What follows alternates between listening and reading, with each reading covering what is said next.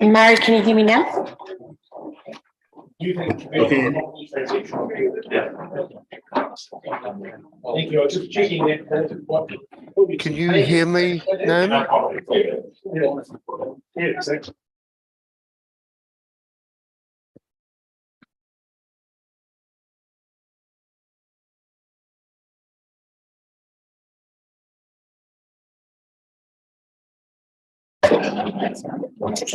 Good, Jeff. Thank you for joining us today. No worries, it's good to be here. And Murray, good day, mate.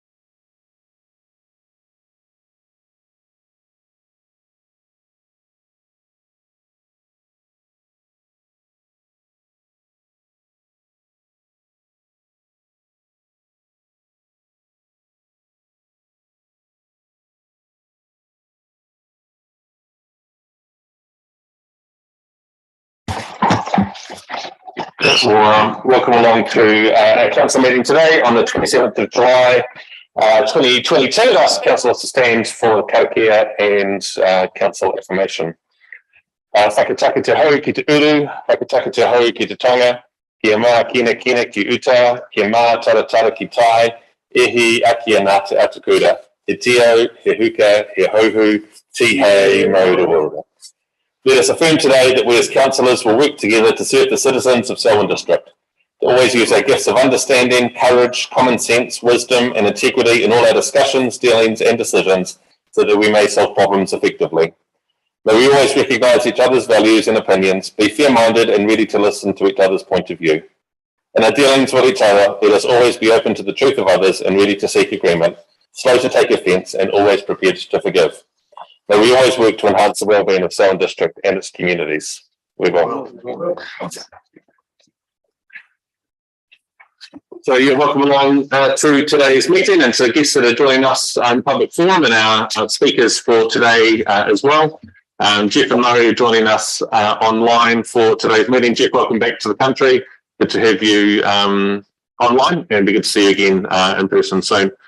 The agenda for today is a full one, but I've added something else to it because in the last 3 weeks we've had three pretty interesting rain events that have caused a lot of flooding in the district and more rain predicted to come. So I've just asked Al Lawn at the start of our meeting to give us a verbal brief and update of where things are at in the district before we move into the agenda items that as they were circulated. So Al, thank you for coming.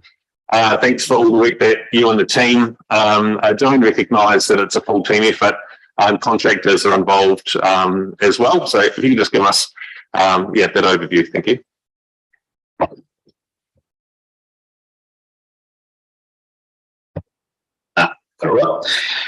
Yeah, I just want to say it's been pretty full on 3 weeks, starting on the 9th of July when we activated to sort out the North Rakai huts.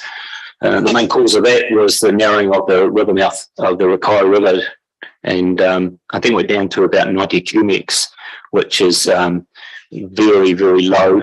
And what that does is it causes the lagoon to take the water, and then when you get a bit of a fresh through there, the fresh lifts and starts wetting houses. So we've been working with ECAN down there. We did put a cut in there a couple of weeks ago, and that helped.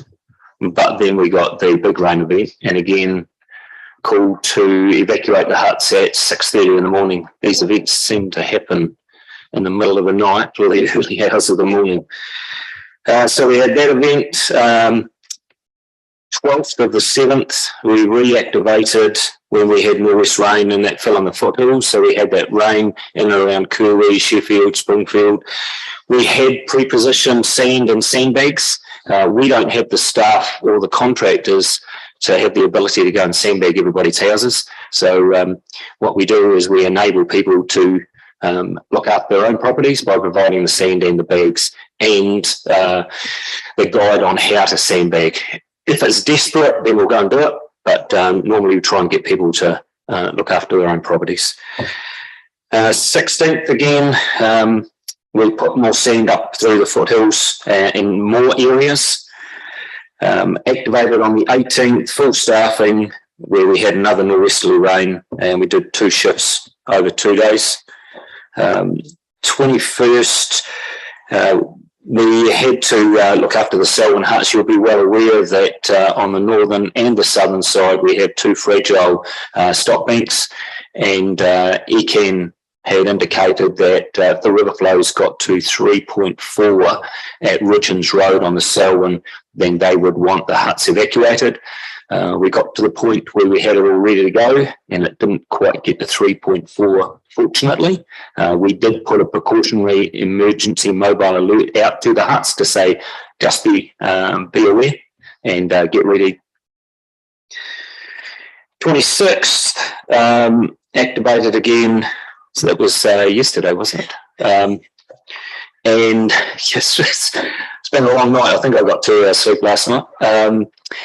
And again, the weather event was supposed to come in and hit the foothills. It sort of did, but we got so much rain in and around Christchurch, and in especially sort of like, if you know Cooper's Knob in the back of Taitap, the Horsell River was running at 6.2. So we had 2 pumps running there to try and clear the water out of the sump, which saves Taitap from flooding. We also had sucker trucks, and the waste team did a brilliant job, Lgnz, there, because we had issues in Preelton and Taitap with the amount of water that was flowing over land getting into the sewers. So her team did a brilliant job, and I must say the contractors that we have are absolutely outstanding. I mean, we do what we do, but those people are out there day and night working overnight to keep us safe. They do an absolutely brilliant job. So we were back ready to evacuate the huts again this morning. I think it was 5 o'clock. We were looking at what Richards Road Gate was doing, and we had police, FENS, NZDF and our response team and the EOC team primed after knocking them off at 2300 last night, ready to come in and help evacuate the lower and upper Selwyn huts.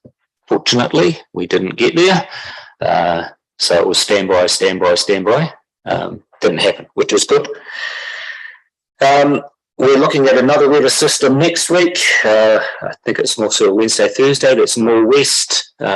Hopefully that doesn't affect us, but we're always looking at 7 to 10 days out.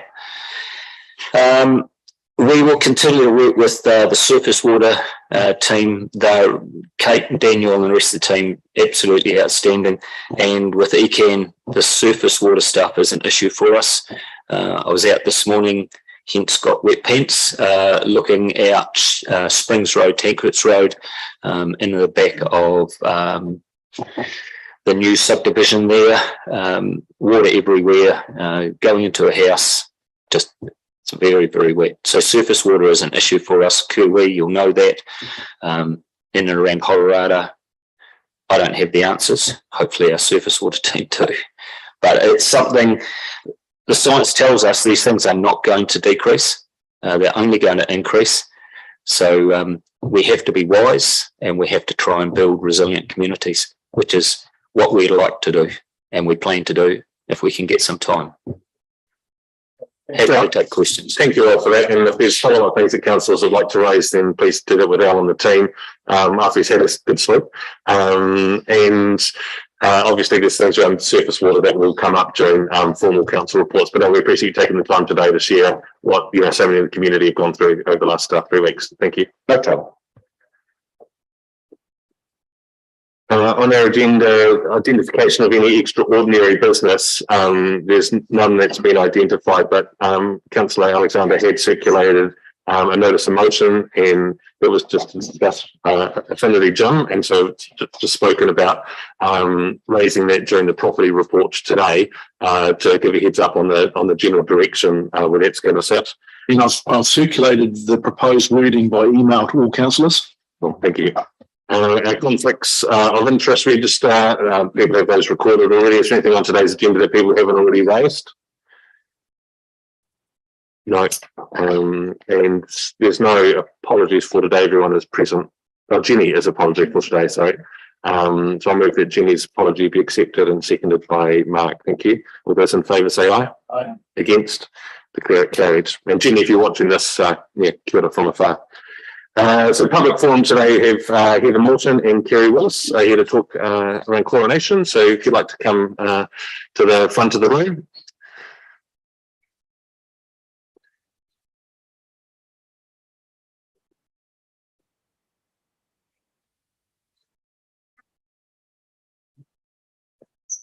Thank you for taking the time this afternoon to come and share your views with us. This public forum is enabled to be able to hear these types of things and to make sure that people have got a chance to present to councillors. We've about 10 minutes for this conversation. There will be some question and answers, no doubt, around that as well. So I'll hand the floor to you and just press the right hand button on your microphone, and then we'll be able to hear you. The microphone is just in front of you. Thank you.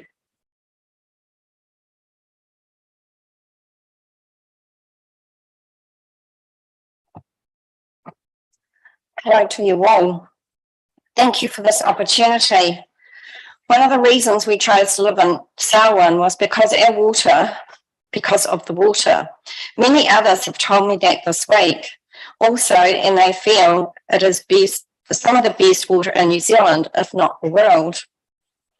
I am horrified beyond belief that chlorination is now happening. Logic seems to be failing us. In recent years, I've had to carry Selwyn water with me when travelling, stopping off in our beautiful, pristine, clean blue lakes and mountains at Lake Tekapo. The water was like drinking from a swimming pool. It just seemed like a huge contradiction of our clean, pristine New Zealand. So really what I'm discussing here is chemical toxic overload.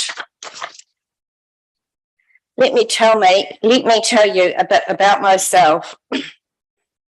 I'm a product of the 1960s, when mercury was a so-called saviour for repairing our lovely teeth, where dental nurses practised on drilling holes in children's teeth and the unnecessary removal of teeth, all supposedly meant for our own good. We were led to believe. My athletic achievements, including representing Otago, South Otago at hockey, and also a member of an Eastern Southland team that won a national tournament, were short-lived. As at the age of 26, I walked through a grassed area outside the neighbour's section to tie a pet lamb up. That grass had unknowingly to me had recently been sprayed with Roundup. Sometime later, I became very unwell, which led to becoming bedridden and housebound for up to 3 years. I had raging temperatures, massive swollen glands and throats. My body felt like it'd been hit by a bus. Everything felt inflamed, from burning feet to my brain. Restless legs and sleeplessness were extreme.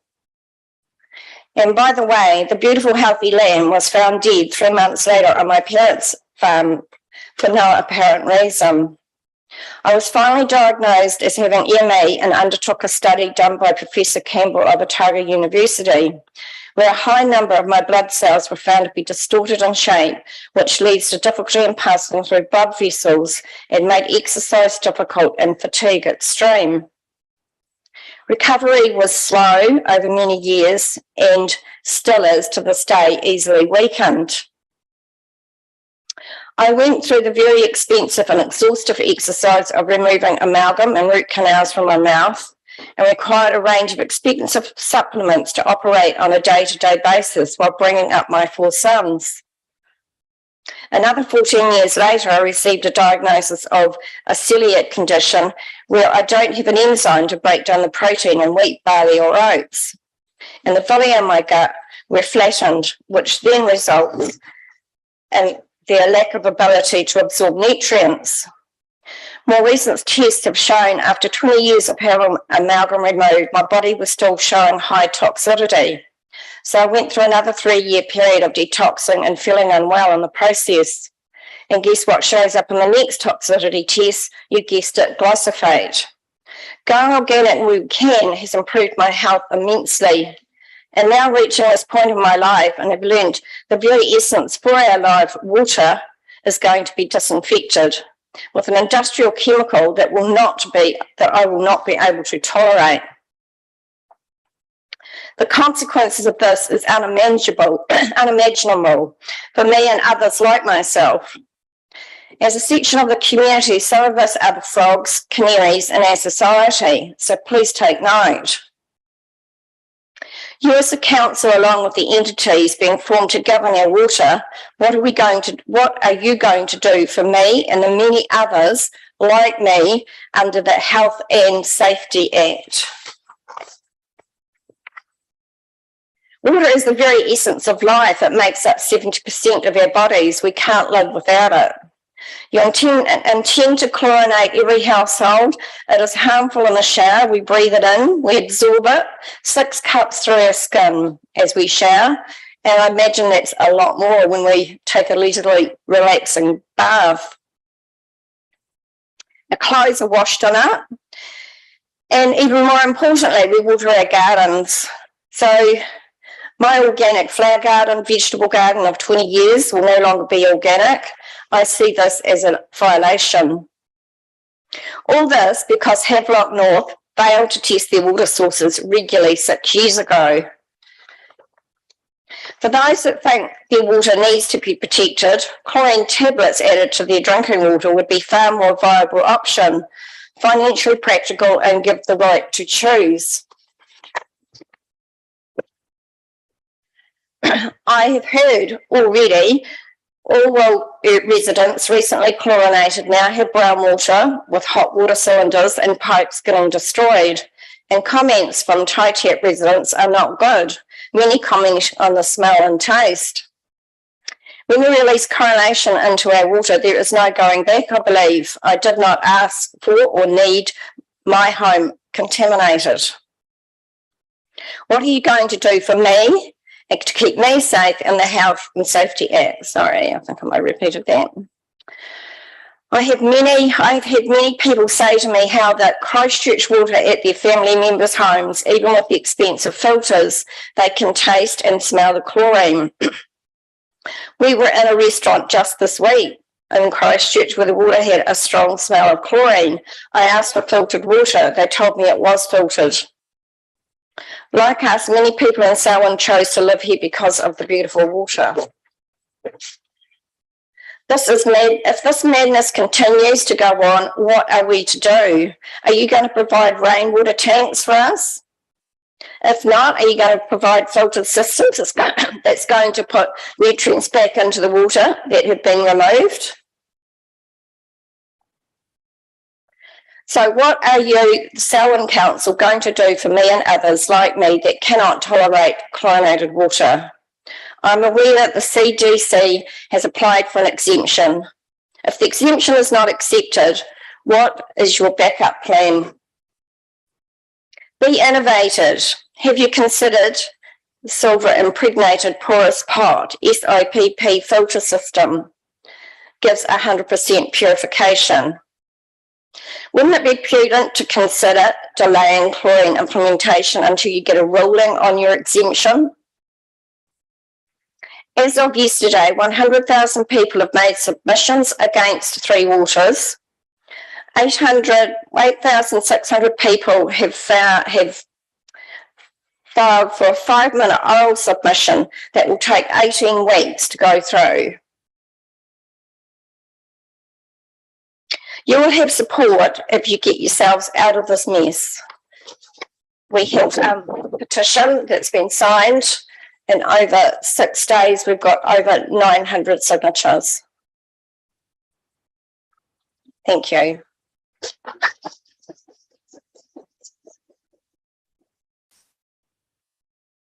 Heather, thank you for that. Kerry, were there things that you wanted to add? I'll just carry on with my Yeah. presentation.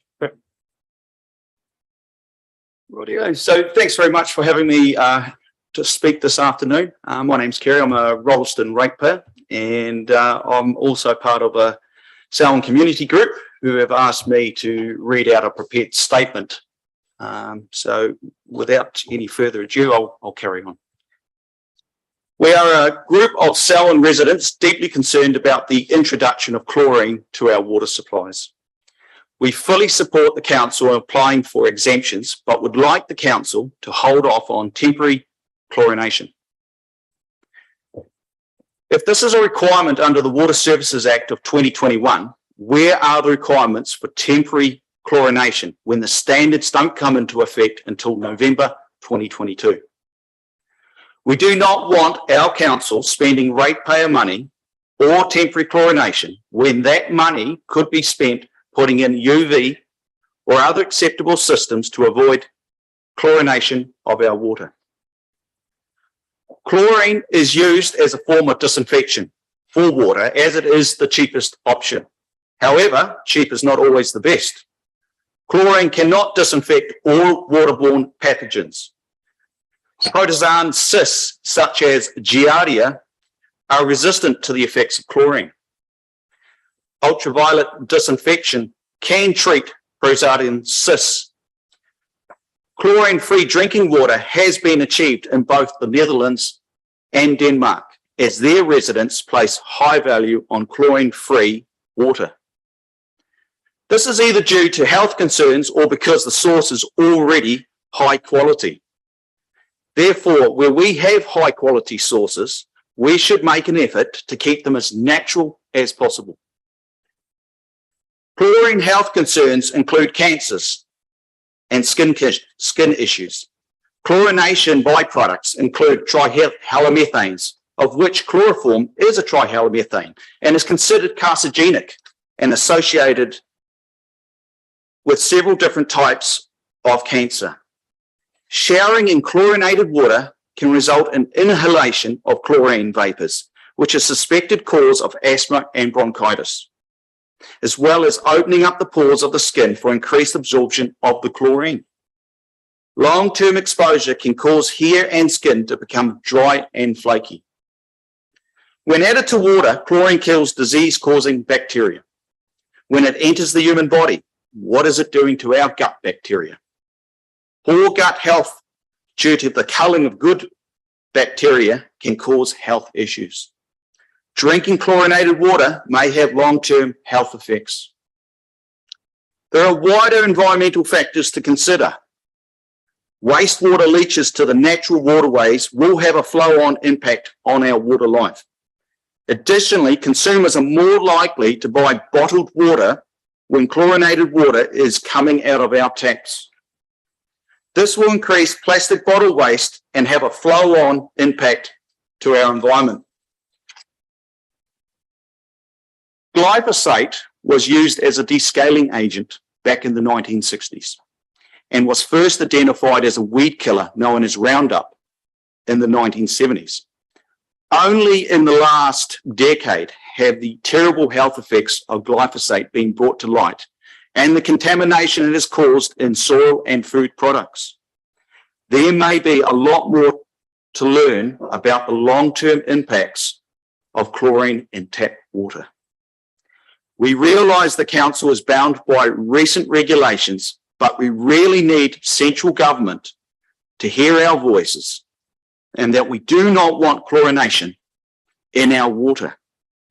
As per the Local Government Act of 2002, Section 10, brackets 1, the purpose of local government is, and I'm sure you're well aware, A, to enable the democratic local decision-making and action by and on the behalf of communities, and B, to promote the social, economic, environmental and cultural well-being of communities in the present and the future.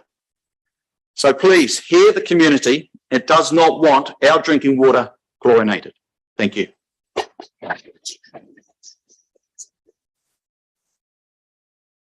Good, Kerry. Thank you for presenting that to us. There's a few things that councillors had questions. Mark, you first.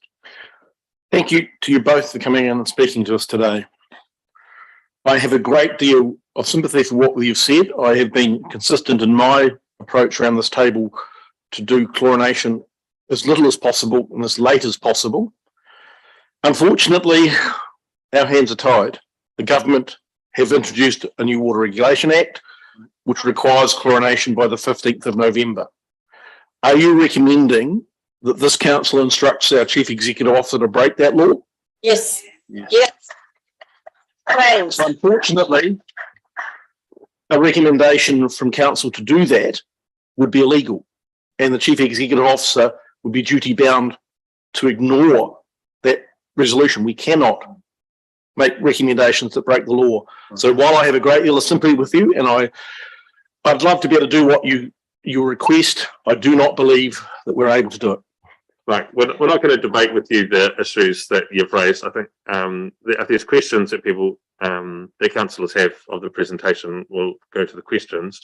But the support that we have for your view is that we're going through the exemptions. We've said as a council over multiple times that we would rather keep chlorine out of the water where we can safely do that, and we're applying for the exemptions as you're aware, to try and have that happen. And the feedback that we've had from our community over the last 2 years when we've specifically asked this issue has come back pretty clearly that the views you have shared with us today are shared by many in the community. So I want to say thank you for presenting that to us face to face.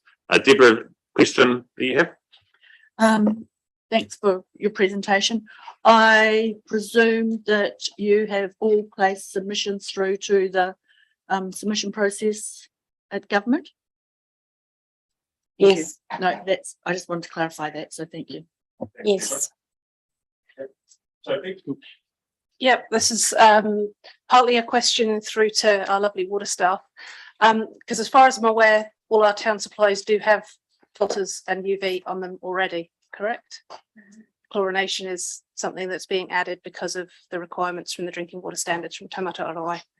Now, I don't want to get into that debate now. There'll be a presentation and a reflection on the submission that we've had, and that will consider the points that you've raised and ensure that there's information that comes back to us. If there's things that councillors would like included in that, then we can have that discussion after we've finished this public forum piece about what we expect the next steps of this process to be.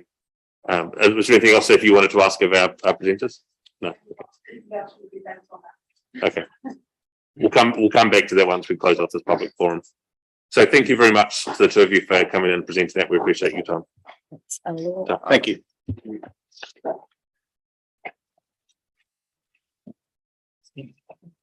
Yeah, that concludes the public forum. We have at the end of our agenda a space to consider what we do with the public forums. We've got a number of people here that are interested in what that's going to take. So I'm just going to suggest, Sophie, as you had raised before, but there's some questions I think that we will all have of staff, and staff will be able to present back on what's been reported. At our next meeting, I think we'll do a 3 Waters report, and so that will form part of, 5 Waters report. That will form part of the report that comes back to us, and a subset of that, please include the public forum from today. Councillor, does that cover your expectation as follow-up? Okay, cool. Thank you. So we'll just note that that's the way going forward. You're all welcome to continue to join us for the rest of the day. And we'll now move on to the rest of the agenda items in council agenda.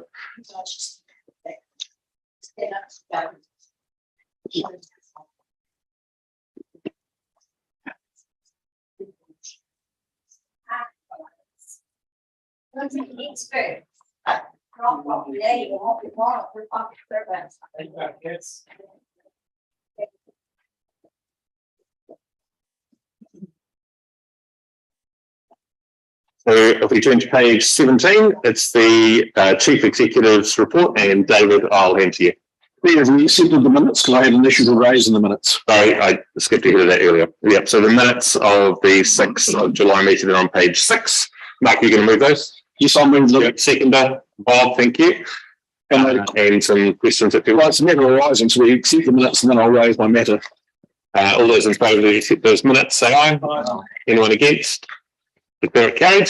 Matters arising from those minutes, It mate. was page 12, the register of signed and sealed documents. We were going to report back whether the transaction that we'd become an owner of the forestry block. I can't find any correspondence in my email to the answer to that. Through you, Mr. Mayor, I did send something, Councillor Alexander, and it's probably one of the last items I sent before I took off on leave, so I might have hit draft instead of send, so I'll rectify that in the next 24 hours. Thank you. Thank you. Thanks, Mark. Grant.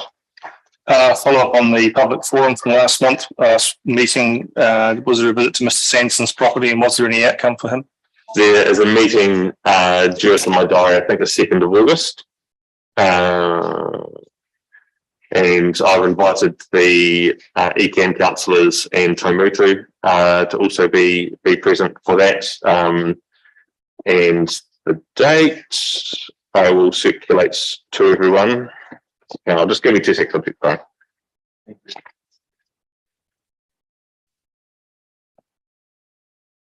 16th of August. 16th of August at 11:30 is planned to be there, and so then the invite will be circulated to the councillors too.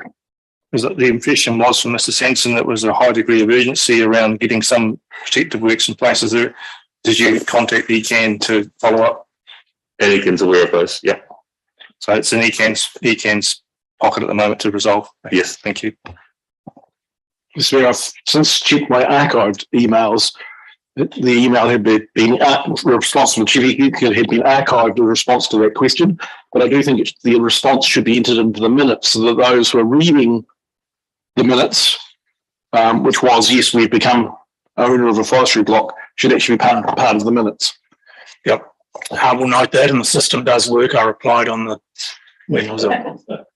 Was the last day I was here. Yeah. Right. On page 15, there's also the other matters under investigation, and none of them are due for reporting back today.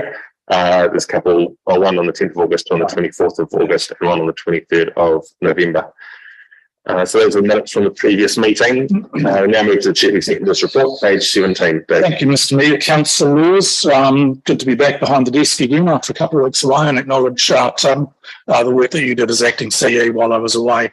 Probably not the most pleasant of conditions given the weather, so thank you very much for you doing that. Mr. Mayor, I'll largely take my report as read. Happy to answer any questions. It's for information. It refers to the completion of West Melton Community Park works. It's a major local project, intersection improvement starting. Also at West Melton, an update on the youth zone in Wollaston. Acknowledge that we have been the recipient of a further $288,000 from the Tourism Infrastructure Fund, and that funding has been earmarked for a toilet between Lincoln and Motukarara. And tomorrow, the Mayor and I are attending the Local Government New Zealand Annual General Meeting, and you'll recall our last meeting, we talked about the council response to the remits that are on that agenda. There are 6 of them, and some suggested changes to the delegations manual. So take it as read, Mr. Mayor, and happy to answer any questions. Thank you. Any questions of David? Is there any brief report on the Lgnz conference? Anything of interest to us as councillors from that conference? Yeah, Malcolm, and last week Malcolm and I attended Lgnz conference in Palmerston North.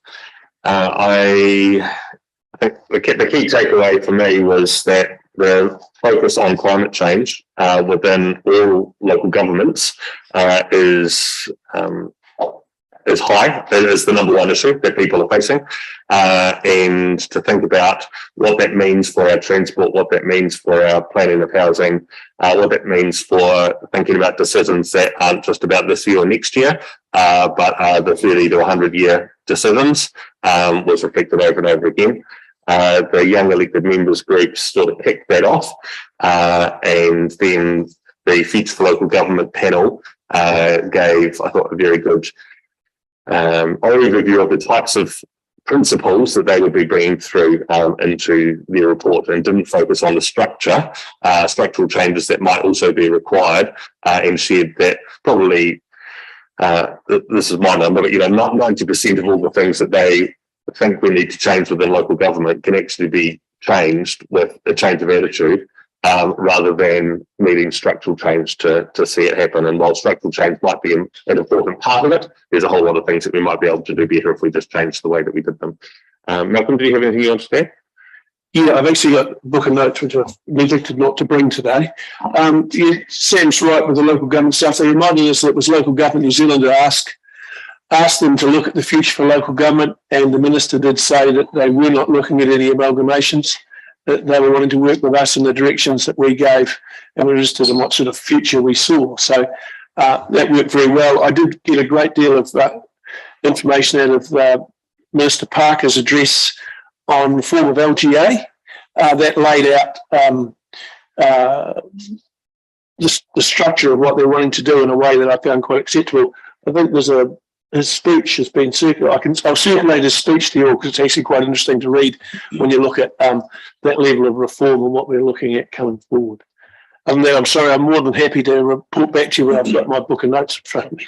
Two other things. One is the being in the room together made difficult conversations a lot easier, and we wouldn't be in the same space that local government is in across the country if we had been able to meet each other face to face in the last 12 months. I think that is COVID has really changed the landscape of relationship, and so a lot of quality conversations were had there. And secondly, our council, and I bought the award, sitting next door to you there, Grant. We were finalists in 3 of the Wellbeing Excellence Awards. So out of 70, over 70 councils, for someone to have 3 projects in the 4 award categories is awesome. Our Trailblazers internship program received a highly commended award, and Te Ara Aotea received the award for cultural wellbeing excellence across all of local government. And so the awards here, we'll pass it around, Grant, if you want to share it around anyone. People can look at it at afternoon tea. I've shown it around the staff and taken it across to Te Ara Aotea for them to say thank you to them. We had members of Te Mutu with us as the whole project was a partnership with them. And I thought there's a sense of pride in the journey that we've been on around what partnership means for our council in moving forward. And so for that to be recognised nationally, that we're at the head of the game around cultural wellbeing was an excellent result. So well done to Mutu, ourselves, and all of our staff and contractors who have delivered that amazing facility. And as I went around our staff, talking to the planning staff and acknowledging the work that they do to enable outcomes like that to happen, a few of them were sitting back thinking about that time that they processed that consent, or they thought about how the weather tightness needed to be improved. Or so all of those little things added into an award. So well done everyone. I'll give you a little bit clap. Yes. Just raised it around the Lgnz annual general meeting tomorrow on Thursday. I'd like to raise an issue around that on PX, please. Thank you. Thanks. Yes, thank you, Sam. Tēnā tātou katoa, e mihi ana ki koutou a kaumahi, kai kaumihira e kurumatua Sam, kai whakahaere David, our esteemed guests. Thank you very much for coming today. I guess I was expecting a little bit more fanfare around the winning of the awards, Sam. I was wondering if it was coming up with your reports.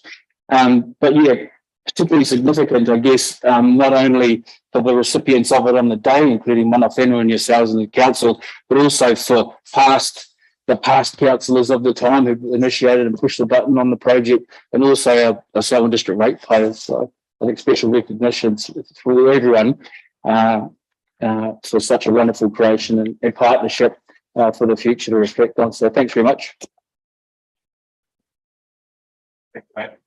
I'd like to echo those comments. I think that when I heard that we'd won the award, I reflected on it. It was an achievement of our current staff, but also our former staff and councillors, the project team who had worked on the design and the implementation of this project, that the building and the operation of the building, the staff, it's cutting edge. It leads the country in how a modern facility can be built, designed, built and operated. And it was a worthy winner. And I think it's appropriate to acknowledge those who don't sit at this table, don't work in this building anymore, but have had a significant part in that journey, because we should all be proud, so in Central and so in District, of the wonderful facility we've got to anchor our library system.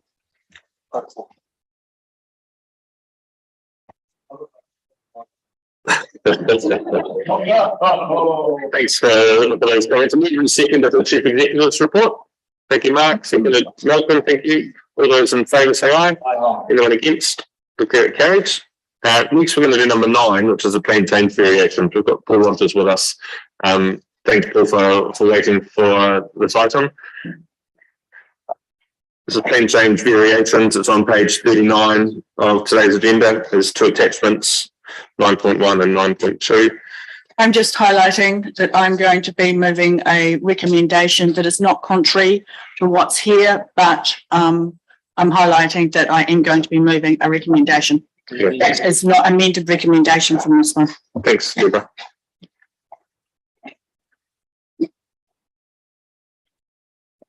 So just acknowledge up front, this is a pretty complex matter and requires a detailed understanding of multiple processes. And so, Paul, we appreciate you coming in to support Tim and Robert today. And Robert, then the floor to you. Thanks, Sam, and afternoon all. So I guess the first thing I'd like to speak to is just that there is a real key point. This is not about the report that's left on the table on the 26th of the 6th of July, was it? So that will be subject to a further council report on the 10th of August. So that's around making those private plan changes operative and the potential pathway from that, which you heard this morning. This report is purely about seeking approval to notify our 2 variations, which need to be notified on or before the 20th of August. So those 2 variations are the variation to the proposed district plan to incorporate NBRS and the variation of each private plan change to the operative district plan.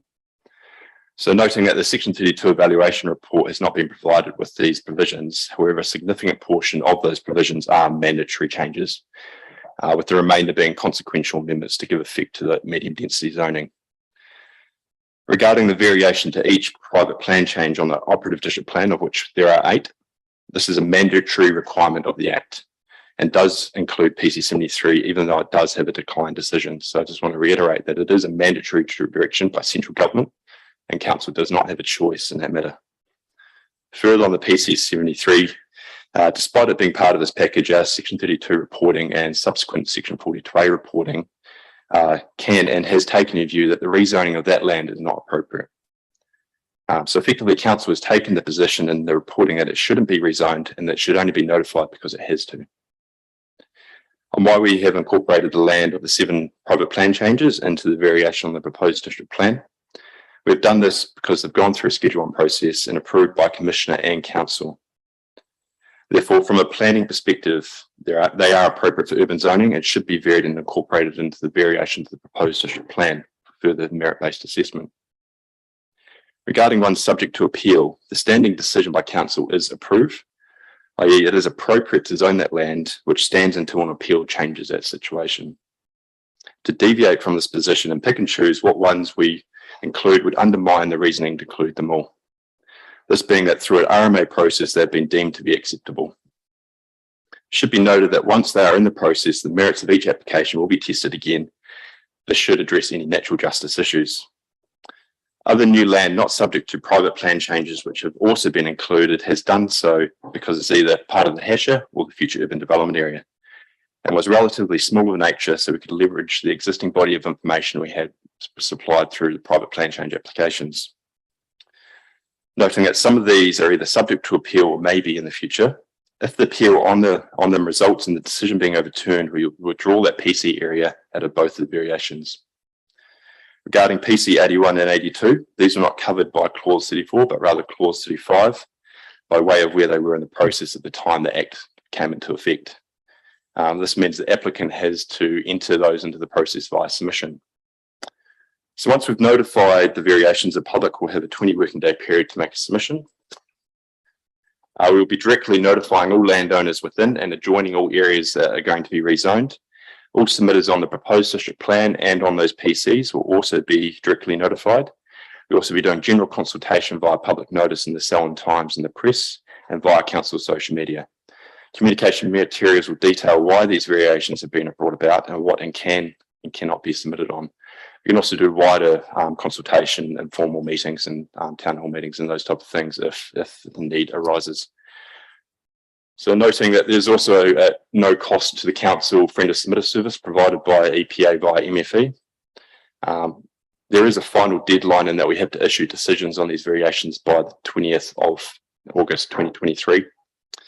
And just to address any previous queries on timeframe extensions, these would need to be granted by the minister. We've previously talked to MFE twice to inquire about extensions, and the staff responses are that it's extremely unlikely that any extension would be granted. Any questions? Thanks, Robert, for that. Any questions, councillors? Malcolm? Yeah, so just in case it wasn't clear in my mind, this is very process driven from a mandatory direction, which is springing out of the enabling medium and density residential land provisions that have been put upon us by the government. Is that correct?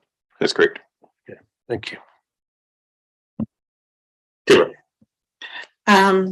Thank you. Nobody's moved the recommendation that we currently have. So I will move the recommendation that I have proposed, just so I can have a seconder to that, just in case it is needed. Have you got it, Therese, to copy up? Therese? Thank you. Sorry. I can find it, but it was emailed out to all councillors last night.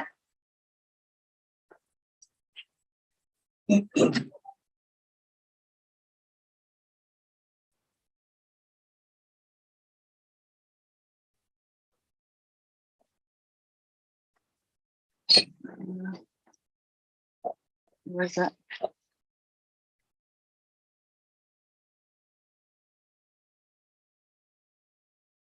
Let's do it bigger.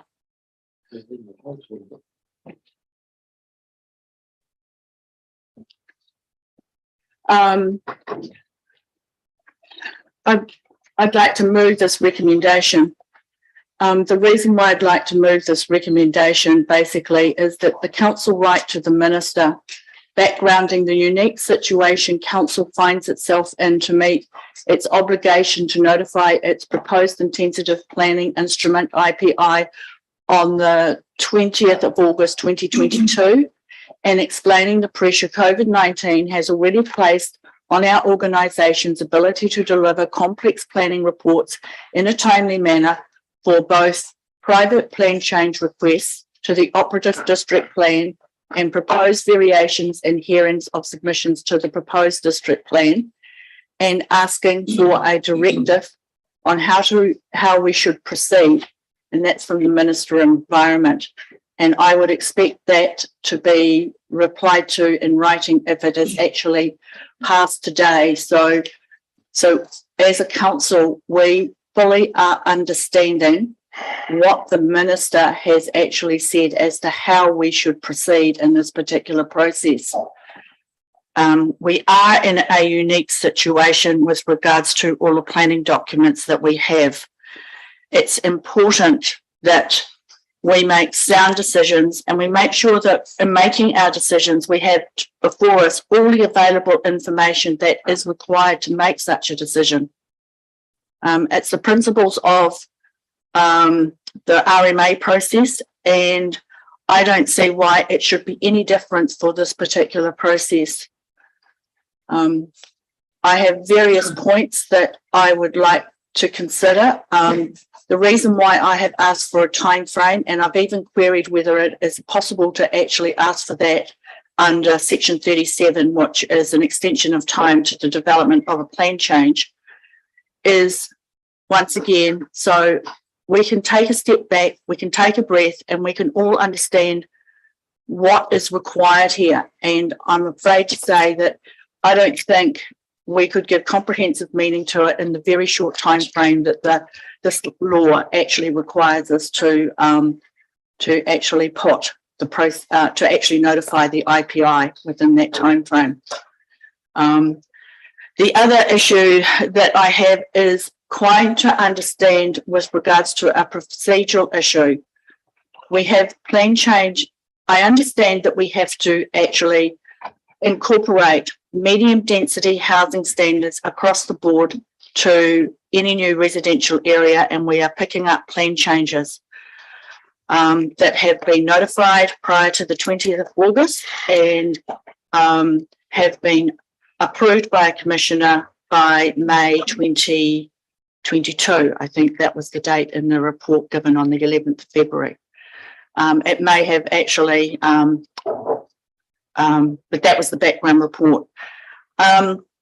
With regards to, the notification issues, PC 73, with regards to the district plan variation, is not included in the variation itself because it has been appealed, and that process is going through the appeal process and declined. However, we are actually including PC 69 and PC 72, being Prebbleton and Lincoln respectively. The question that I'd like to ask is, what part of the process do we have jurisdiction to actually say whether it should be included in the proposed district plan or not included into the proposed district plan as the variation? For example, PC 69 has been approved, it's been adopted by council, but it has not been made operative to the operative district plan because it's can be subject to appeal for the 4th of August. With regards to PC 72 in Prebbleton, it is also under appeal, and I guess the appeal process will follow through, but it has also been included without full operative standing under the it's also not been it's also been included, but it has not passed the test of being fully operative in the operative district plan. And I want to understand from a judicial point of view, have we made a sound decision by picking up and putting into the proposed district plan those plan changes that are not fully operative in the operative district plan process? That's a question. Sorry, it was a lot of background, but it's a complicated, complex matter, what we're dealing with. And it's so important that when we go out to go and talk to our community on this, that we fully understand the process from a judicial point of view, and consequently, we can pass that information through to our community. Deborah, just wondering, your recommendation, the bottom point is ask direction on how we should proceed from the minister. Yep. When we already have a direction to proceed that would see us through the issues. And I'm wondering if it's a complicated situation, and I don't want us to overcomplicate something that's already quite complicated. And I think we are getting at risk of making it harder than it needs to be to understand what Robert laid out at the very beginning. Because the two decisions that we're making this week and in 2 weeks' time, while they feed into one another, this isn't the same decision for today. And if we move A, B, and C that you've got here, I don't know whether it doesn't leave us with anything else other than we can still continue with the decision today. What are you actually seeking from? I'm seeking from the minister the written directive of how we should proceed. In fairness, only been made aware this morning that this process that we are undertaking has ministerial approval. That's the way that I understood it to actually be given to us. So I'm just conscious of the fact that, it would have been nice to actually have something in writing before us with regards to the directness of that process from the minister himself. I know it's putting in a time delay.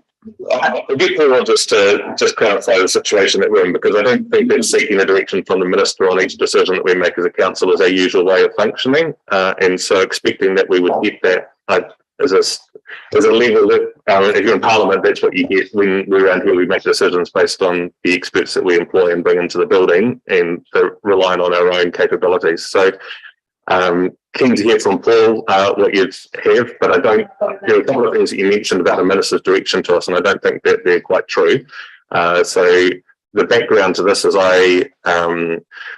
following on from the discussion we had a couple of weeks ago with the matter that's lying on the table. I wrote to the minister and then rang him to understand, so that he could understand the situation that we were in, where we were receiving conflicting advice from MFE that didn't support the direction that was going to enable housing in Selwyn. That didn't meet the direction that the Act is trying to be enabling of, and within a week of that, I was approached at the conference last week by MFE officials who had obviously been spoken to by the minister to make sure that we got a solution that was going to work for us. And as was explained to us, or can be explained again, MFE is supportive now of the direction that we're taking. It's a different tack than where we were a fortnight ago, but this has the support of MFE to find a way through to enable housing in Selwyn, and the recommendation from staff gave us a path to achieve that outcome. So I'll get Paul, because there are a number of things people that you've raised as well that need. A couple of issues with regards to, by adopting this recommendation today, if this one fails and the other one follows through, are we adopting Appendix A in its entirety and Appendix B, or are they subject to consequential amendment? Because I have some issues or some clarifications that I wish to seek around some of the questions that I proposed for staff. For example, a qualifying matter under the IPI planning instrument, does it include a council designation, or does it have to be a designation of national significance? The other issue is around, I guess, the being able to provide safe communities or safety of communities with regards to SIPTED principles. I presume that it is the whole philosophy of SIPTED principles that need to be considered as an assessment matter, not just a narrow take of a SIPTED principle. These are planning matters, but if this falls through and that other one proceeds, are we adopting those? Because I have some queries around, those particular assessment matters as they're written in this document. Yeah, thank you, Deborah. John, Paul.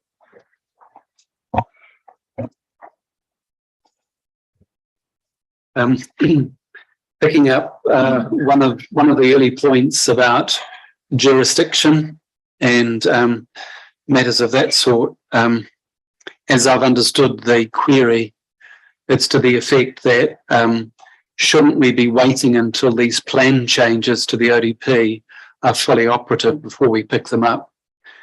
And you've got a query around jurisdiction in relation to, I guess, legal power to be able to pick them up and bring them into the PDP. The EHS does not require or set out detail in terms of criteria for land to be chosen to be brought into the PDP.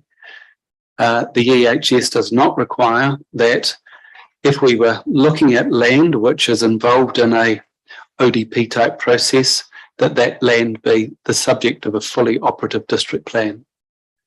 The EHS is broad in its wording in relation to giving council the ability to bring in new land or greenfield land and rezone it. It doesn't qualify that in any shape or form. Okay.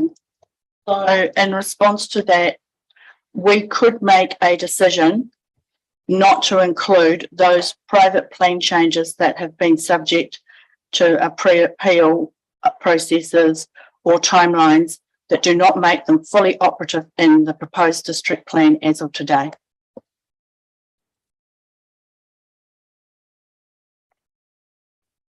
I think the best I can say is that Robert's outlined a rationale in terms of how to choose which land to bring across.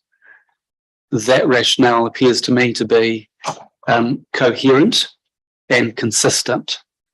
If we're going to change that rationale and bring some land across but leave other land behind, other than for the reasons that we've already explained, then that creates inconsistency, and that I think could cause problems. So I think the better approach, the preferred approach, is to adopt a consistent approach in relation to land in the ODP context that's being brought into the PDP land variation. I think it's very important to be consistent. So, with regards to a plan change that has been through a process not operative in the operative district plan and then transferred across into the proposed district plan variation, with regards to that particular process, could someone challenge us with regards to the process that we have undertaken today to include that land or not? Because there's one opinion is that we can put it in and then we can take it out later. Another opinion may be don't put it in, but you can put it in later. What is the correct process? I think you're asking two questions. The first question is, can somebody challenge the decision that council's making here today? I think the answer to that is yes, it would be a judicially reviewable decision. Council's making a decision to pick up certain land and include it in the PDP. So it's a council decision, and all council decisions can be subject to judicial review. Okay. The second part of the question really relates to, I think, a merits issue around, does this land deserve to be and should it be approved / included within the PDP land variation? That's a matter that will be thrashed out within the ISPP process. Certain submitters will say, yes, that's a good idea. Others will say, that's not a good idea. So on that day and within that process, they'll be able to bring that type of merits-based challenge. Thank you. Thank you. Grant. Some real clarity is required for us and for our ratepayers, I guess, around the requirement for the variation. So this is largely driven by the MDRS, the medium density residential standards. So we're not in effect asking to rubber stamp the application in any other way. All we're asking to do is insert a piece of government legislation into documents or applications that are already in front of us. Right, is that correct? I think there are two parts to EHS. Like part one is about incorporating MDRS and policy 3 into all relevant residential zones in the district. Those relevant residential zones currently for us are sprinkled through plan changes to the ODP and the PDP. So that's part one. We're dealing with incorporation of MDRS, medium density residential standards. That's mandatory. At the same time, we're undertaking that process. There's opportunity to bring new land into the PDP, the land variation. That gives us an opportunity, a very unusual opportunity, to tie together, to bring together plan changes under the ODP into the new context of the PDP. And the new land you suggested is where or under what? Where would that come from? That's outside the private plan changes? Yeah, so that's the Hasher area or future urban development area. So that's within the structured boundary. So they're small parcels of land generally surrounded by the private plan changes that we've leveraged information from. concern I have is, first of all, that we don't lose any rights from our wider community to appeal decisions that are being made. And from what I'm hearing from you, there's no loss of appeal rights or detriment to people who may wish to appeal the already processed applications. So that's one thing. But what sort of concerns me more, and it's not a reflection on anything else, the fact that it's been such a huge workload, is that we're hearing from the Mayor particularly that he's done diligently, done a lot of work, he's approached the Minister, he's written to them, but then you have a rather casual approach at a local government conference and saying we're going to get into this, there's some feedback to you and the staff, but it's not reflected at the governor's table. There's no written documentation from the MFE saying this is the way you should proceed, this is the way we suggest, maybe it didn't come in that form, and so we're getting the recommendation in front of us, which for me personally, was only reinforced 3 hours ago at a briefing. So I would suggest that our wider community has also not had the opportunity to understand the ramifications either. So I would second Deborah's proposal, but I would suggest that rather than the minister, it be changed to ministry. The word direction is sought from the ministry, and you may already have that in written form, which is able to be brought to us in relatively short time. Because at the moment, I'm struggling to make sure that there is adequacy of information around how this process is being done. It is a highly unique situation that there'll be very few, if any, other councils in New Zealand that are in the same situation as us, who are transitioning from an operative district plan to a proposed district plan, also trying to do a variation and have the significant number of private plan changes in front of them. There can't be. I would suggest maybe we are the only one. So there is a unique situation here.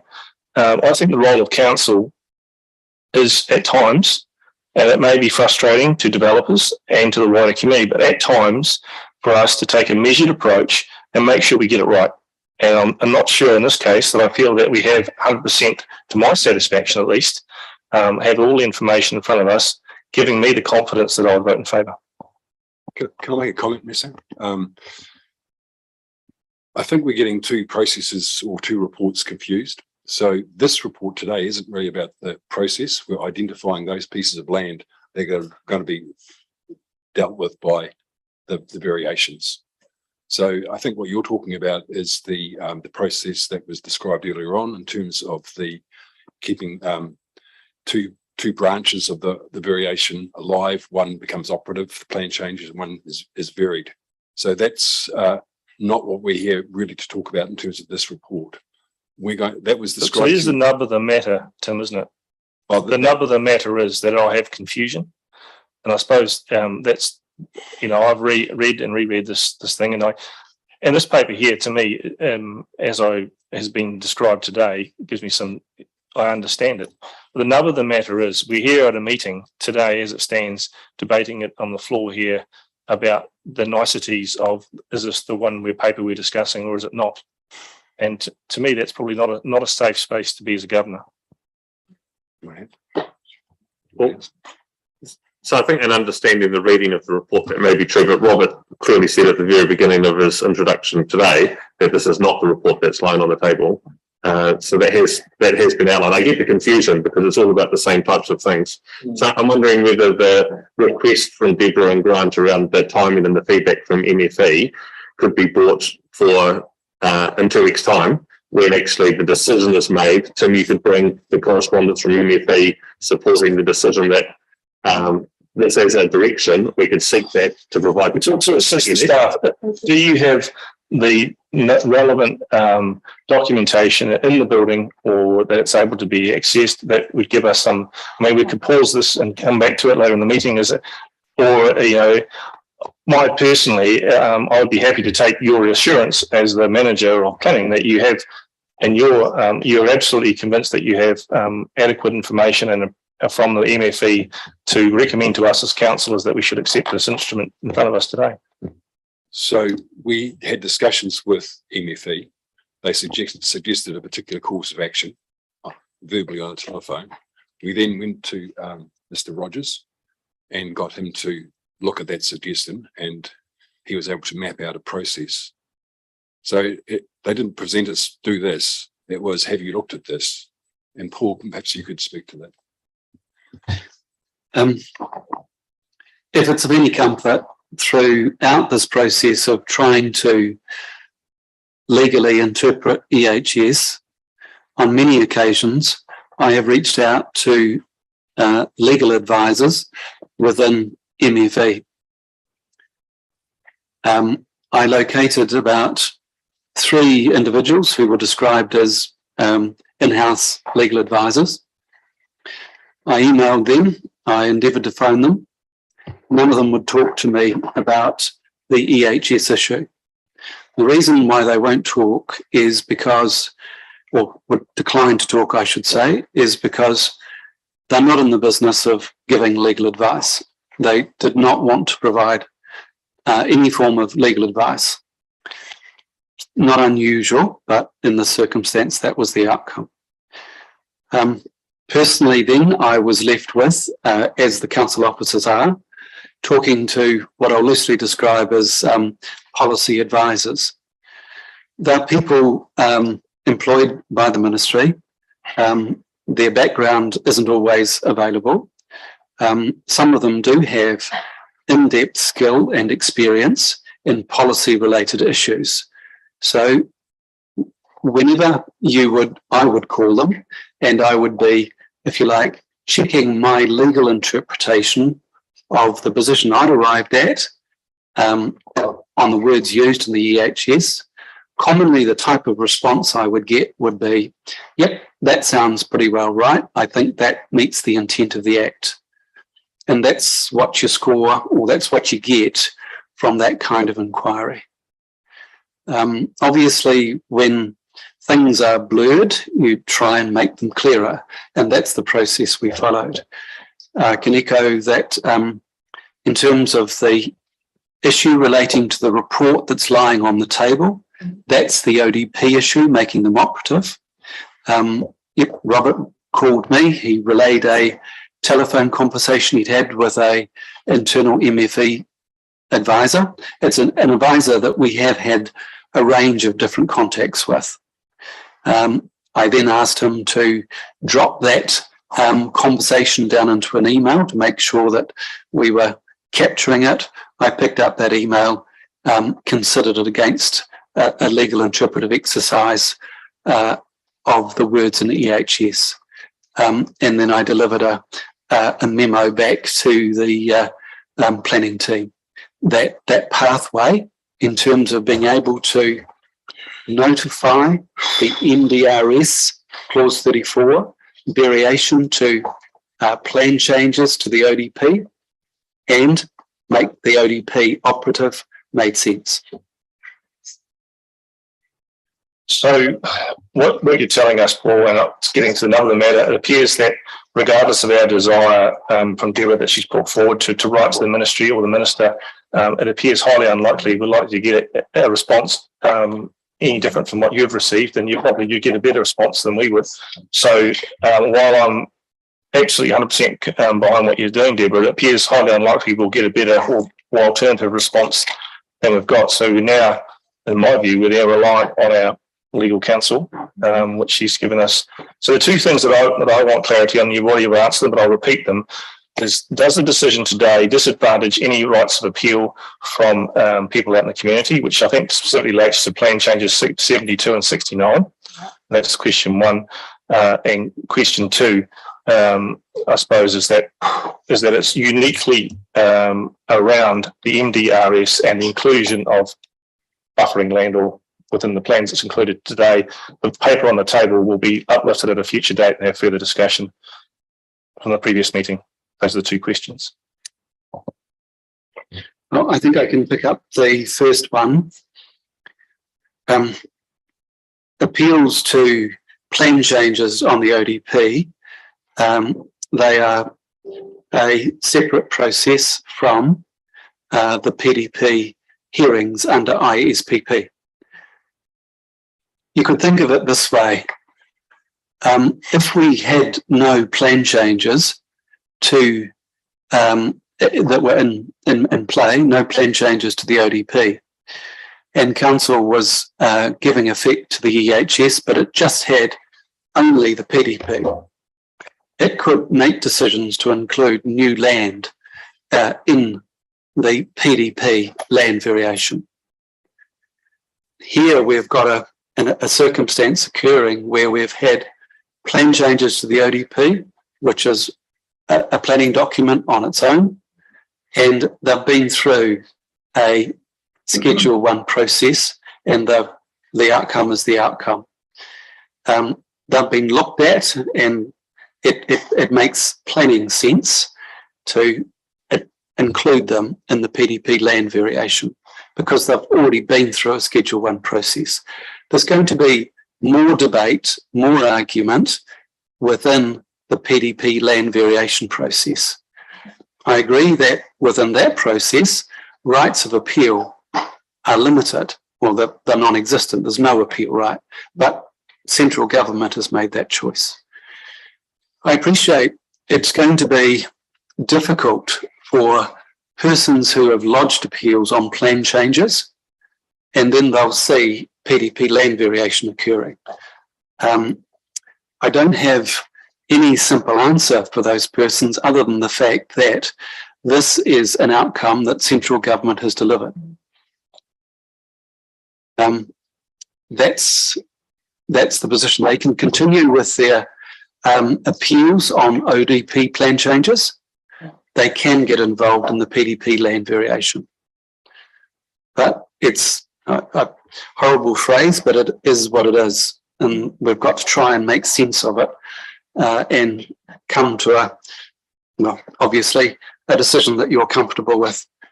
I guess the other points I would make is the decision around the report that we're talking about right now about, what land to include or not. The way that I see it is that really is it's a process type decision. I know it has implications, and those implications arise primarily because of SDC's unique circumstance with all these plan changes, the ODP and the PDP, all bubbling away at once. But I don't think we can lose sight of the fact that if you do decide to notify the variations and include this new land, it's not the end of the game. There is still debate to be had. I know a lot of views have been exchanged by councillors, but with the greatest of respect, a lot of the questions that have been raised so far, in my view, go to the merits of whether or not the land should be approved under PDP. I know it's very, very difficult because there are lots of pressure points coming on council from submitters, from land developers.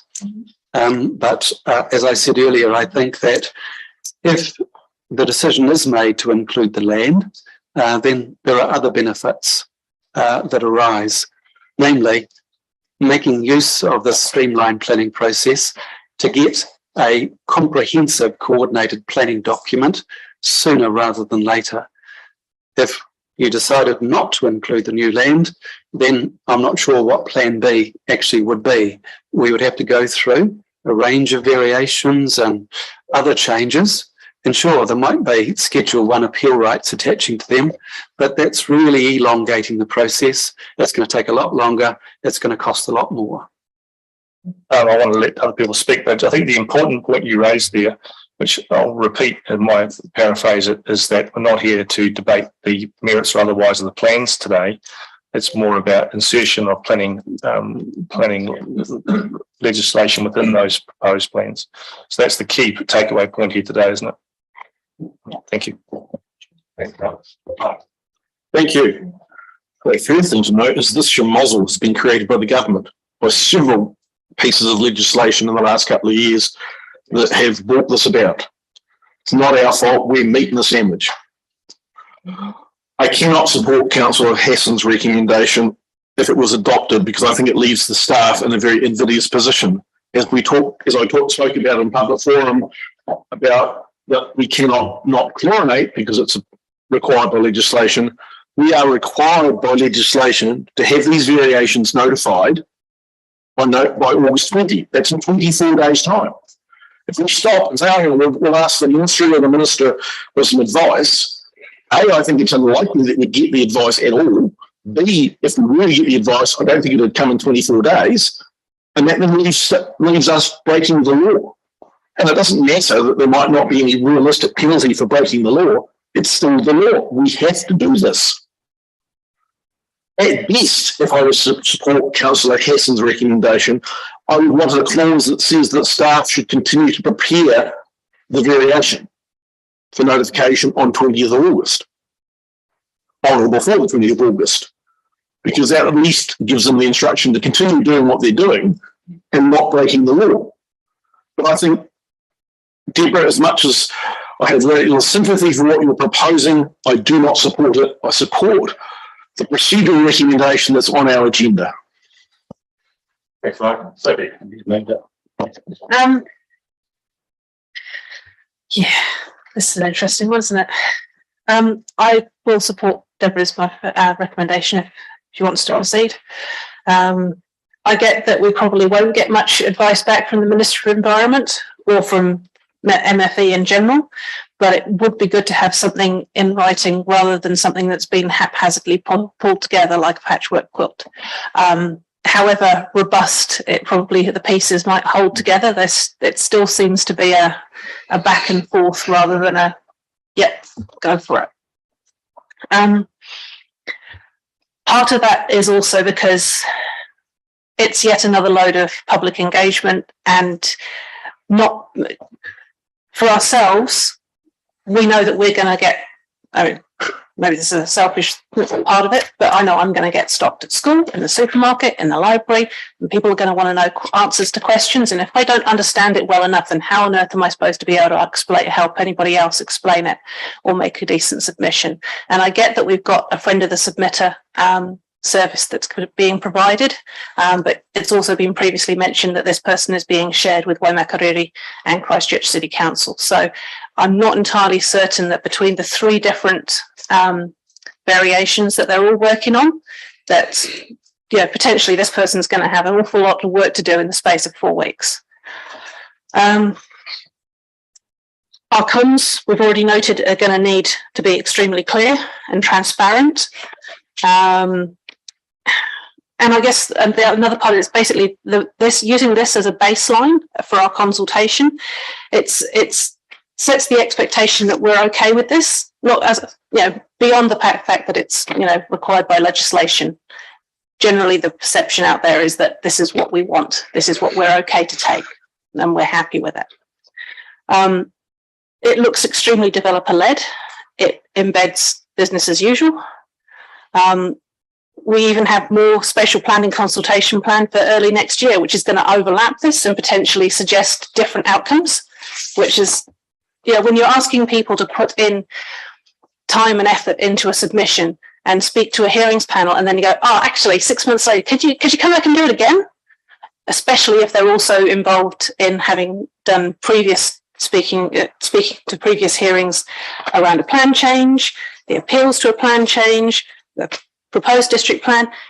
Your average person does not have the time and effort, money available to do that well. And the trouble is, if you want to make a point with this, you need to do it well. Most people cannot rattle off exactly which bit of legislation or which section, which clause or whatever it is that it's really hard to make an argument that a commissioner will listen to. So I guess we've got a massive risk of consultation fatigue. The perception of acting in bad faith and increasing distrust. That said, I'm totally in favour of medium density. I do believe we need to intensify more in our townships.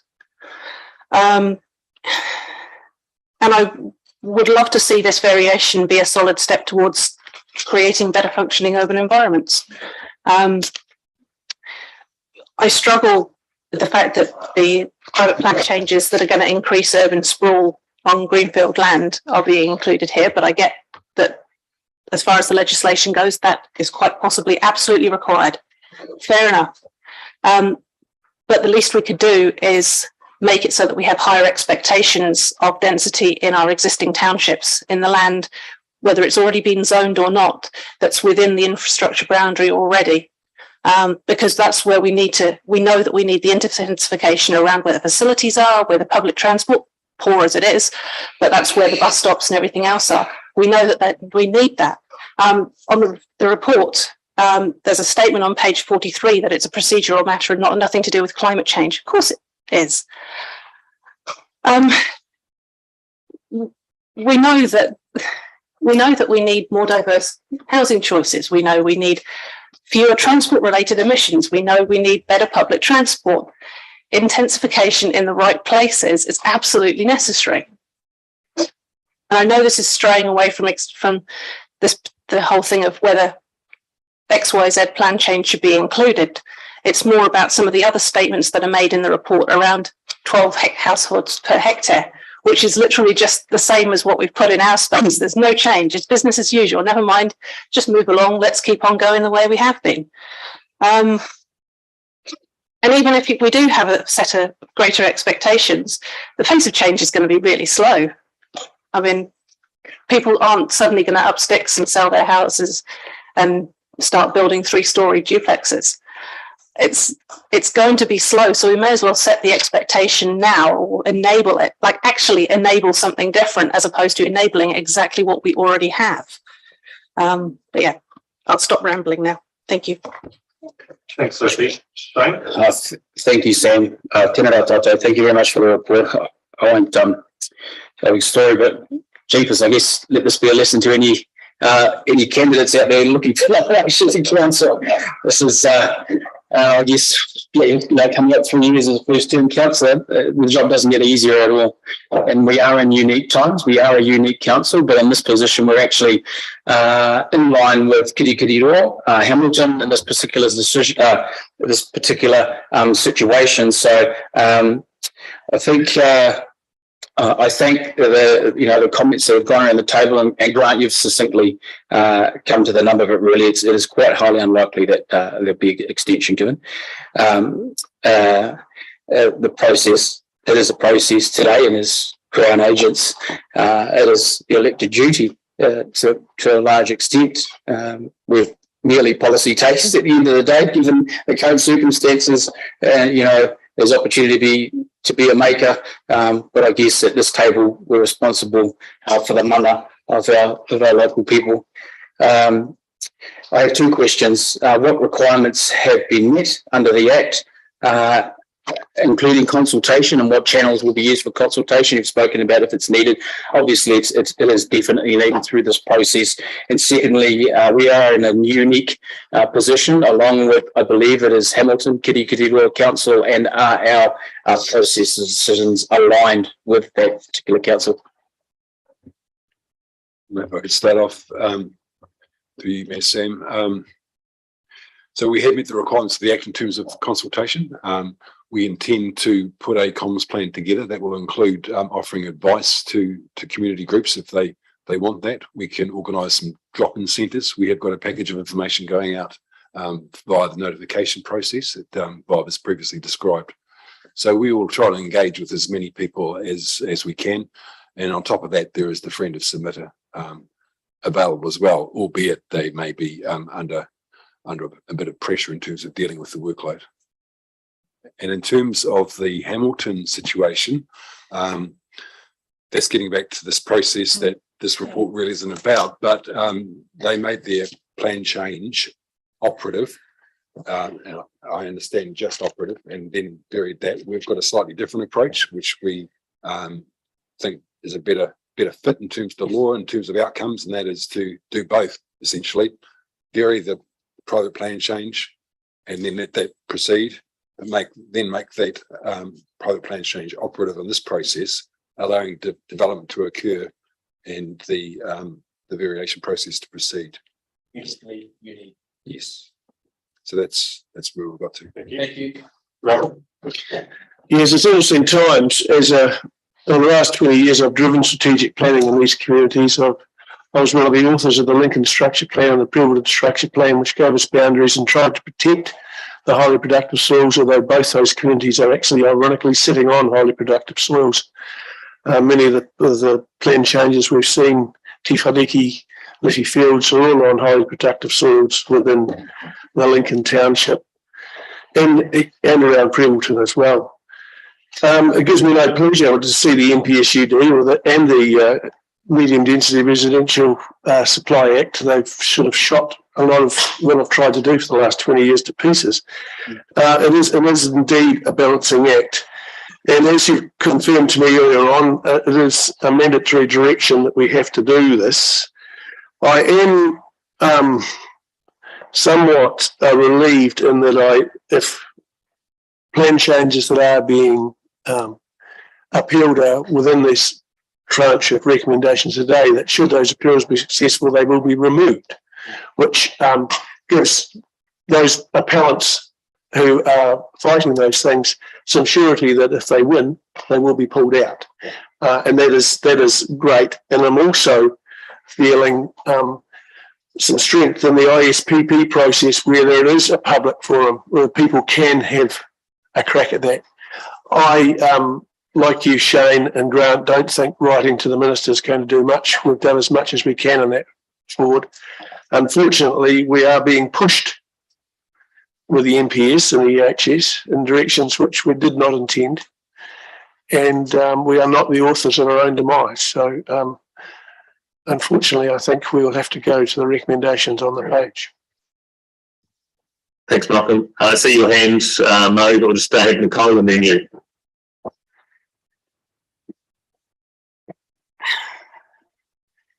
It's interesting having being put in this position. It's not the best one, and as has been said, I mean, this is a government direction, and there is a purpose to it, and we can see that of trying to make better use. We see make better use of the land, developing the land by having more intensive housing, and as Councillor McInnes has already said, we're on the same page.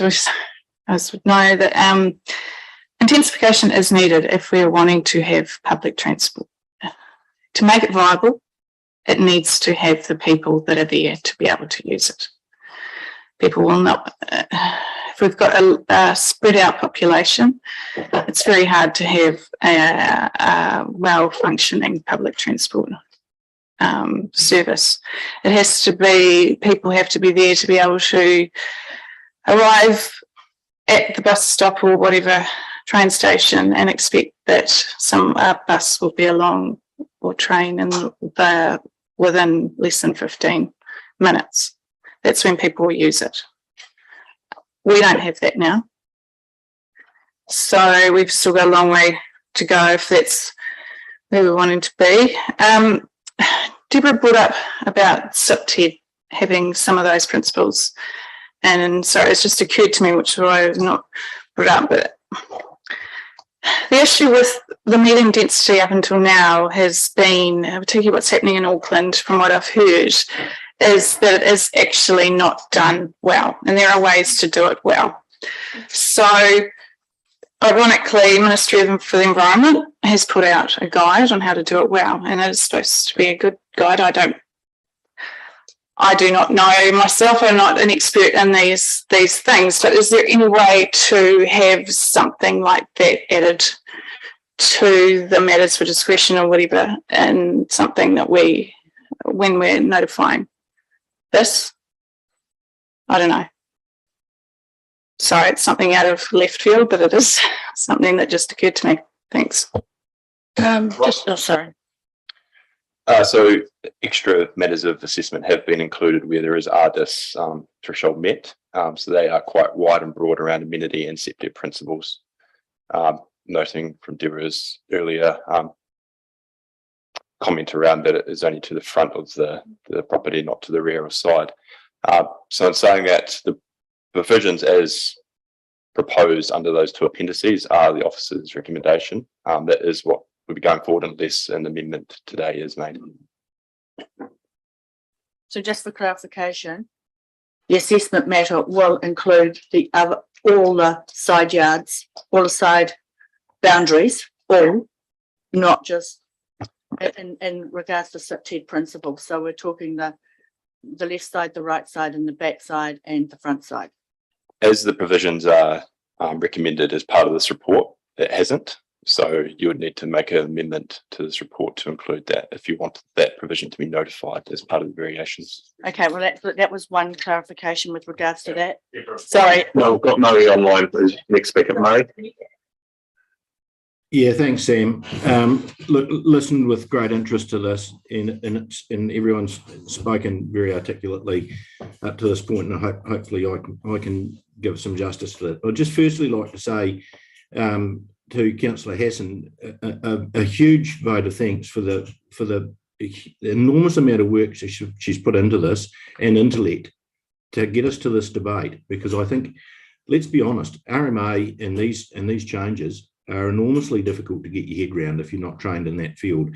So, Deborah, thank you very much for bringing this to this level to get us to this level of debate. My initial thoughts were that I would support your proposal, but I think, having listened to all of it, reluctantly I'll have to go with the original recommendation.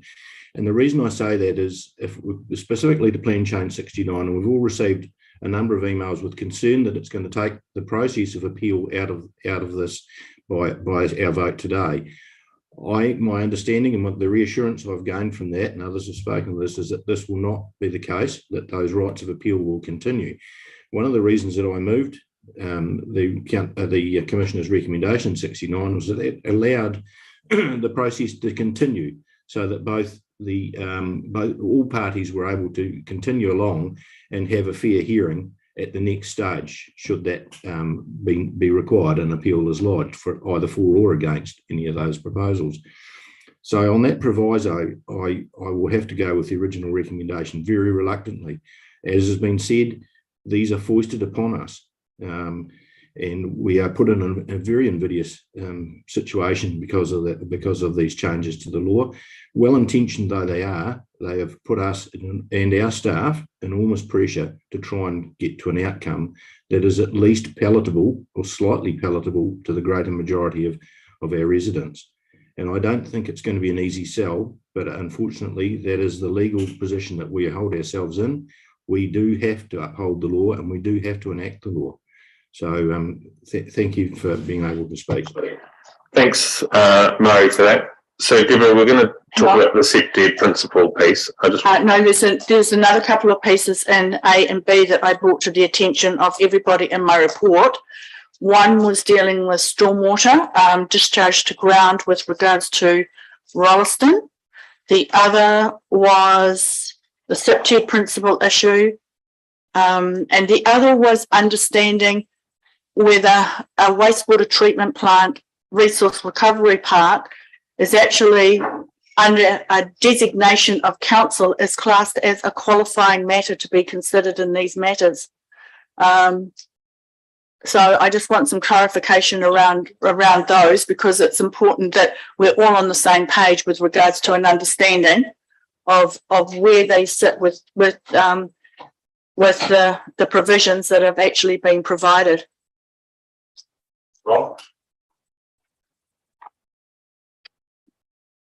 So stormwater will be addressed in each individual assessment for those plan change areas. So it's just a typical assessment which will be gone through, which has gone through for every previous one, which will go through these ones as well. So that evidence will be prepared. They'll be shared from all parties, and the officer and any other party that want to comment on that can comment on the stormwater principles. On the wastewater treatment plant and the resource recovery plant, the Act only allows nationally significant infrastructure to be used or have qualifying matters applied to it. There is a separate clause that says that to give effect to a designation, then qualifying matters can be applied also. I guess officer opinion on that one was that to apply qualifying matters in that regard wouldn't help or deviate from that designation being giving effect to. Like, they could still give effect to the designation regardless of the medium density development, so you wouldn't necessarily have to qualifying matter. Okay, that was for clarification. That was around the planning being able to provide the equivalent of a section 32 through a planning map if you so choose, with regards to wastewater treatment process. So it was just saying, basically it was in my report. The other question was around open spaces. If we are to encourage medium density, can we actually relook at the open space character of these sites within these plan changes to provide for more open space? Is that a possibility?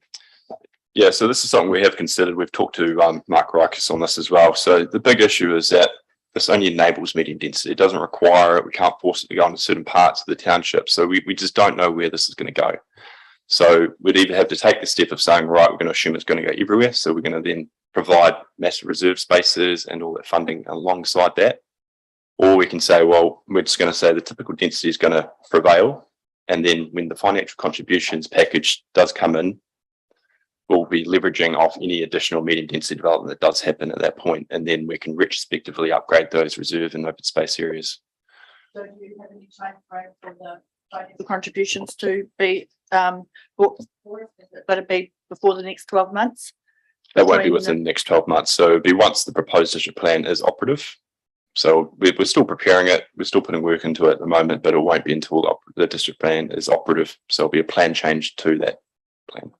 So we've had a very wide ranging discussion. Grant, the last speaker, and then we'll move through what we need to do today. Grant? Yeah, it's a very short question because I just want absolute clarity. And Murray is getting to the same place that I was about appeal rights. Now, you spoke earlier on about the rights of people that appeal won't be compromised by the decision today. But Paul, you also spoke about the enabling housing supply, about appeal rights being limited. So are we talking about the MDRS appeal rights being limited, but the appeal to the whole plan change being still in place? So there's two things here, isn't it? So it's the appeal rights to MDRS are limited, and this is my interpretation, but the appeal rights to the actual rights and wrongs of the proposed plan change still go through the Environment Court. Is that my understanding correct?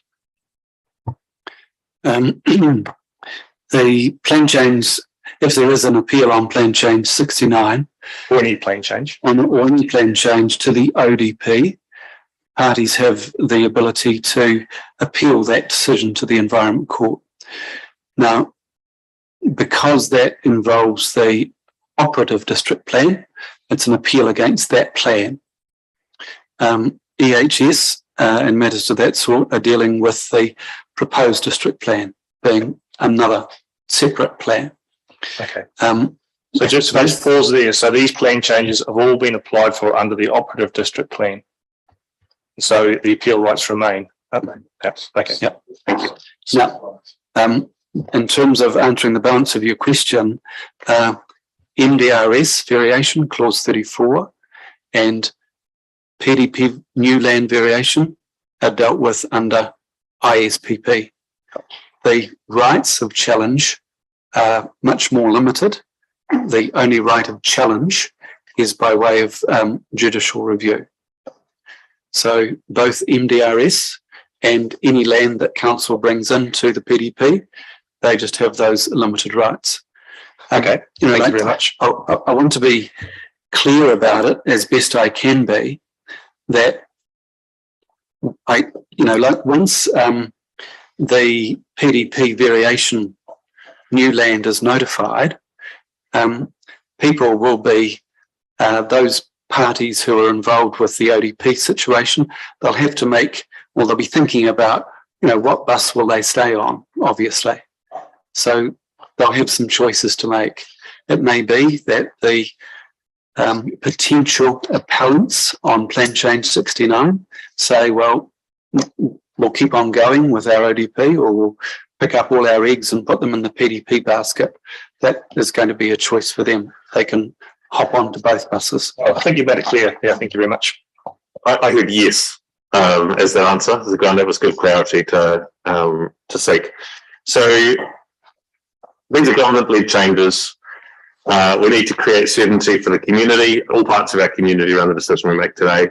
We are a professional body of elected members who takes our responsibilities seriously according to the law, and we've got qualified and experienced advice who's given us a pretty clear direction around where we can move today. So I won't be supporting what you've put forward, Deborah, and the process.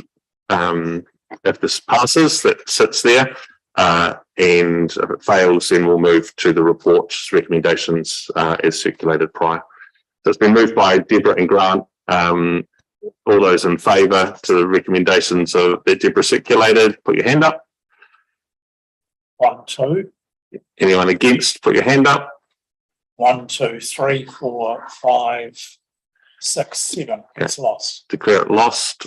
The remover and seconder for the recommendations that sit within the report. So moved. Thank you, Councillor Epihar. Seconder, Councillor Lemon. Councillor Lemon. Thank you. There were some planning questions that probably need to be adopted around SIP2 principles, open space, stormwater that I've mentioned that need to probably be included in those provisions. We don't have the correct wording or how they're going to be included, but we need to have them as part of the recommendation today to be included, is my understanding. Is that correct? So can we have, if it is, can we actually have a qualifying point saying with regards to some sort of consequential amendments that have been discussed today? I just want to make sure that we have covered them within the process and put them in there. Sure. So can we leave that as if that we delegate to the team leader, but be specific around the wording with the mover and seconder being okay with this, that we require SIP2 principles to be included around those developments, or something. So you take away, you give us the wording you need to take away the conversation that we've had around SIP2. That wording's fine. But in terms of open space, that's no, that we're not doing that because of the reasons Bob laid out. Stormwater, as Bob suggested, that would just be worked through the normal process. But will be addressed, but just not in this way. Okay, so F will remain as it is, but finish with the words including SIP2 principles, just to give Tim the clarity around that's the direction we would like. Can I have clarity on Yes. what the request that I made about this design guide or something similar? So Robert made the comment about amenity as being a factor. I mean, is that actually a definition or anything of that in the plan about what that covers? I mean, because that's be quite subjective, I would have thought, as a tool, assessment tool. I think you're right. It is a general, quite wide-ranging term, amenity, and that's why it is used in that way in assessment principles, to give council officers that freedom to move and assess those different things. So you're saying it's dependent on the council officer who's doing that report? That's what it I comes guess down to a certain degree, all matters of discretion and are depending on what council officer you get.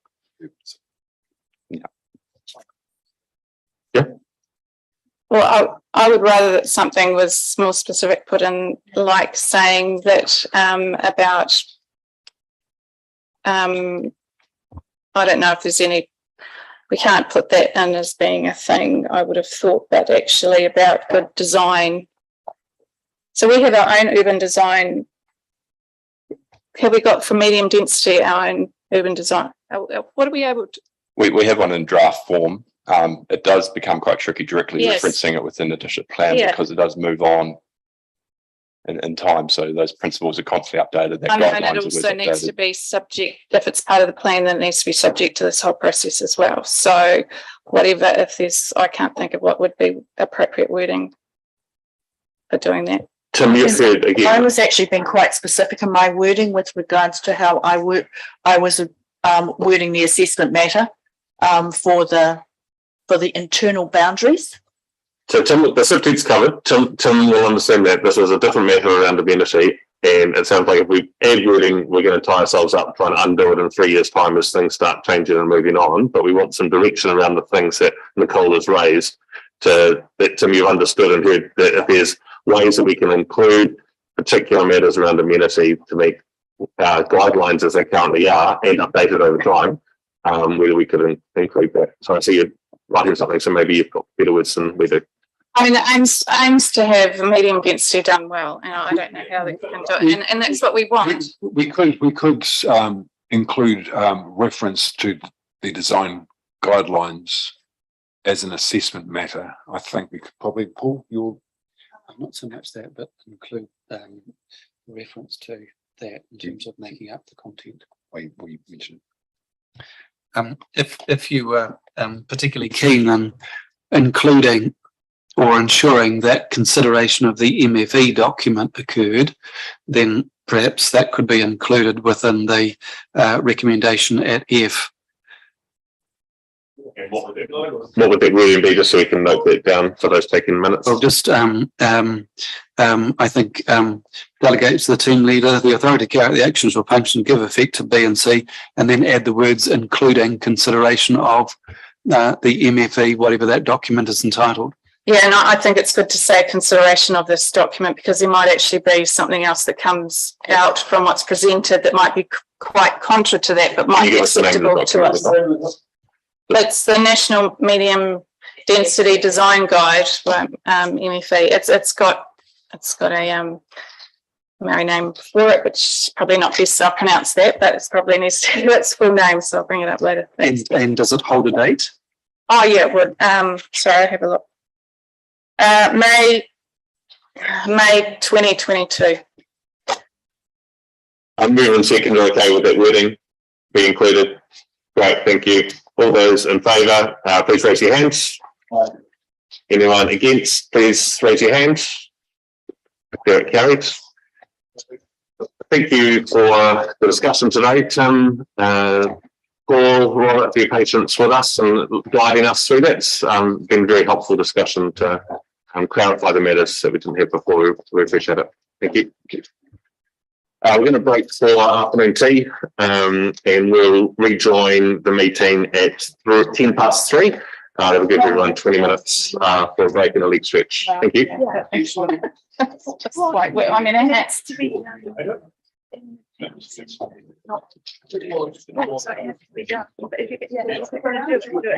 Oh, and that's the basic. I guess Hello, people. it's the but the whole problem is, and it's hard to understand it. You know, we're pretty limited on what we can do, and it's not sort of time.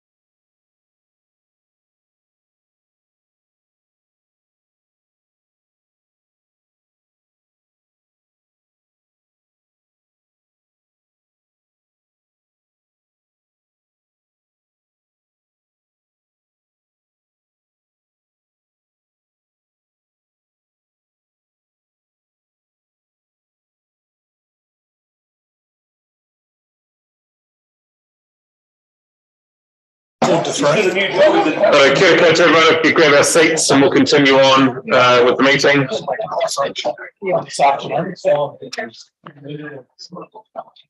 Jonathan, you're gonna jump up. So next item is item 25, Colorado Cross Country Equestrian Course, and Jonathan Corporate's here.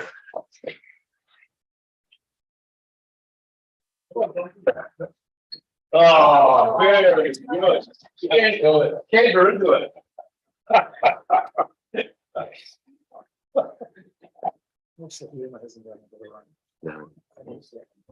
Right, so I just want to firstly just to acknowledge so this report by Emma Hodgkin on the Colorado Cross Country Equestrian Course. So yeah, she's done a great job on this report, and unfortunately she is not well and not able to be here today. So look, I won't go into the sort of history and background and everything, including the report, but I wanted to say this report has been completed following extensive review of the health and safety requirements around the cross-country equestrian track. So the review's been undertaken with the NZ Pony Club Association and engaged with Equestrian Sport NZ also. This has raised a number of issues for council to consider in the immediate future and going forward around not only the physical structures of the jumps on the course, but also their suitability and safety for horses and riders, but the ongoing challenges and risks within the operations of the course, such as this in a public reserve going forward. So the decision to close the course in the interim is in the interim until further work is undertaken to determine the future of the cross-country course within the reserve. This further work will likely include an assessment on the current safety of the jumps within the course, but also the risk appetite for council to provide an unfenced facility in a public reserve without the structure of a pony club in the nearby to support the future operations of this course. Council will be working further alongside Equestrian Sport New Zealand in the development of their new national facility strategy to determine what role Horata may play in their network of facilities into the future. I also wanted to say, look, I appreciate this may not be the result that the Horata equestrian community wishes to receive at this time, given the work that has been undertaken to resolve these concerns over the past year. The ongoing health and safety of horses, riders, and the public using the reserve is our utmost priority. And for these reasons, we're making the decision to close the course in the interim. I also wanted to say that I will be fronting up to Go Horata meeting next week as well, just to front on this issue, but also some other issues in the domain as well. So thank you. Good, Jonathan. Thank you for that. Yeah, Mark, Bob, Grant. I'm happy to move the recommendation in front of us. Question I have is quite what the closing of the course means in light of the correspondence you've had from, or you, council has had from a Horata Community Trust in terms of them not wanting the jumps removed. So what does closing look like if we're not physically taking the jumps away? How do we prevent people using what we've identified as unsafe equipment? Correct. So firstly, we'll be putting signage, 2 large signs up, clearly stating the closures and reasons for closures and some important information.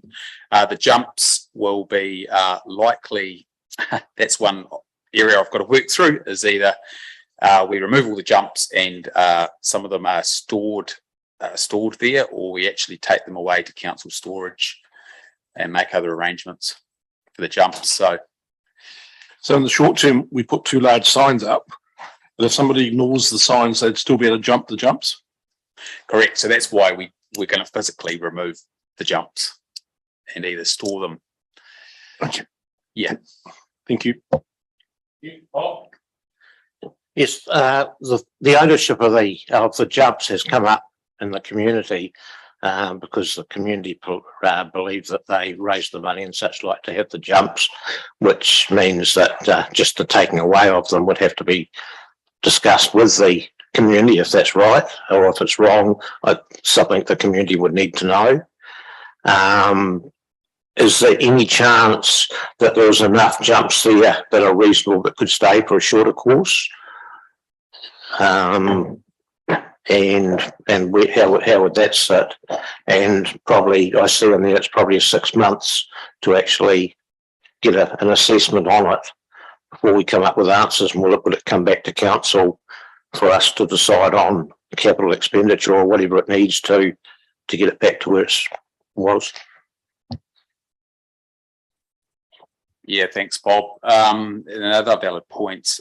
Firstly, the ownership of the jumps. There's nothing showing in our asset management record of ownership of the jumps, so we deem them council assets on reserve. There is a range of jumps, some in very poor condition. It is possible some could be retained and made compliant, and then yes, possibly a shorter course, depending on equestrian strategy and reserve management plan. Thank you. Grant. Thank you. Outwardly, a pretty comprehensive report, but it actually raises a lot of questions, really, because we have a range of activities within our reserves which are really rely on the users to assess risk and take appropriate actions. And I was just talking to Bob earlier on, if I reflect on our new skate bowl in Ralston there, it's extremely dangerous to the non-user or the inexperienced, but we rely on people making risk assessments and wearing safety equipment. And I think we're in risk here, particularly of taking away an asset which is it's not an international level course. It's a recreational course which people use for training and enjoyment. And so there's a requirement for us, I think, if you look at our annual plan submissions, there's a whole lot of people now saying because of the urbanisation of Selwyn, where particularly people used to ride horses on rural roads and all these sort of things, there's increasing requirements for these type of facilities within our community. This facility has been operating since 2008. There's no suggestion in the report there's been one accident of any note. No medical history, no call-outs. So there's no imminent health and safety risk to the council because there clearly hasn't been anything recorded. So we seem to be jumping on here and smashing down a community which wants to use this. And, I've had I've taken the time to ring some people in the Hororata community, and they're in disbelief that the council, for want of a better word, is riding in again heavy-handed and saying there's a health and safety risk, shut this down tomorrow, take away our community facility, which seems, in the big context of Hororata, seems to be status quo. So let's just sort of pause and put it into two camps here. Is there an imminent health and safety risk to the council here? I'd suggest no. There's no history of health and safety risk. There's no accident history. Where is the imminent risk that requires us to close this tomorrow and stack all the jumps up in one place? Clearly it's not, because it's been proven there's no history of it. So the more the question is what the user is. And you would think by looking that there's very low usage, but when you drill a bit deeper, there's a significant use of that facility because from recreational hackers, the hunt clubs use it as a pre-season, get their horses to the idea of getting into jumping jumps. Pony clubs do use it. The local club, which is not listed in this report, is Bangor. So that's in Kirwee. So I think although we've outwardly got a very comprehensive report, it raises more questions to me than it probably answers. And I think gathering up the jumps and taking them away with a sort of a sense of, I'll use the word arrogance, that they're ours and they're ours to do with what we want, doesn't tie in with our desire to be more community focused and get some feedback.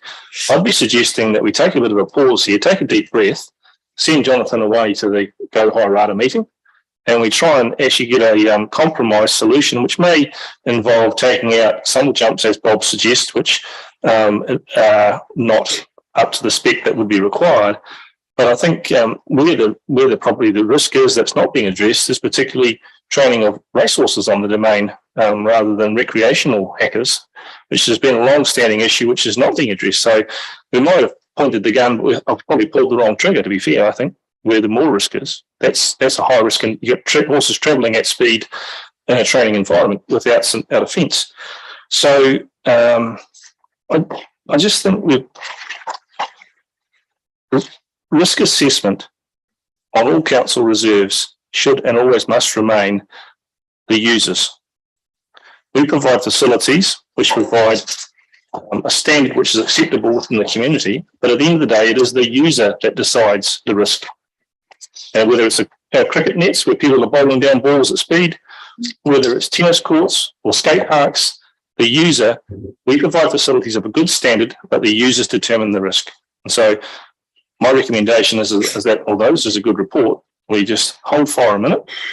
And in that respect, I'll make an amendment to the motion. There isn't any motion passed yet, but I'll suggest we take a pause, get Jonathan to actually correspond with Go Hororata, see if there is a solution, rather than rushing in roughshod and really shaking up a community which doesn't want this.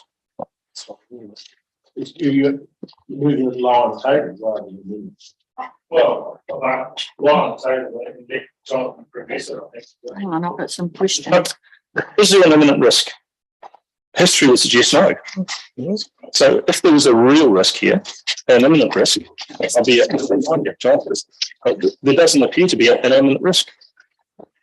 Thanks, Grant. The report in front of us is to be received, which I think we should do because this is the information that's in front of us today. And then noting that the equestrian course has been closed until further work is undertaken. So it's the nature of that work to be undertaken, Grant, rather than I'm saying, why would we close it? On what basis are we closing it? We haven't got any evidence of risk. We've got some people that have walked around it and said, in our opinion, that some of those jumps are looking a bit rough, but that's a self-assessment. Where is the evidence that there is real risk here to close it? I think the closure of a reserve is the domain of staff to undertake, not for us as governors to determine the level of risk at any particular, whether it's a dog park or sports fields get closed for all sorts of risk reasons. So I'm just not sure the level of control that the direction I support around what you're saying and talking with the community and having the meeting with Go Hororata, but actually the final decision around closure of any reserve, I wouldn't think comes back to us as governors. I guess I disagree on that point.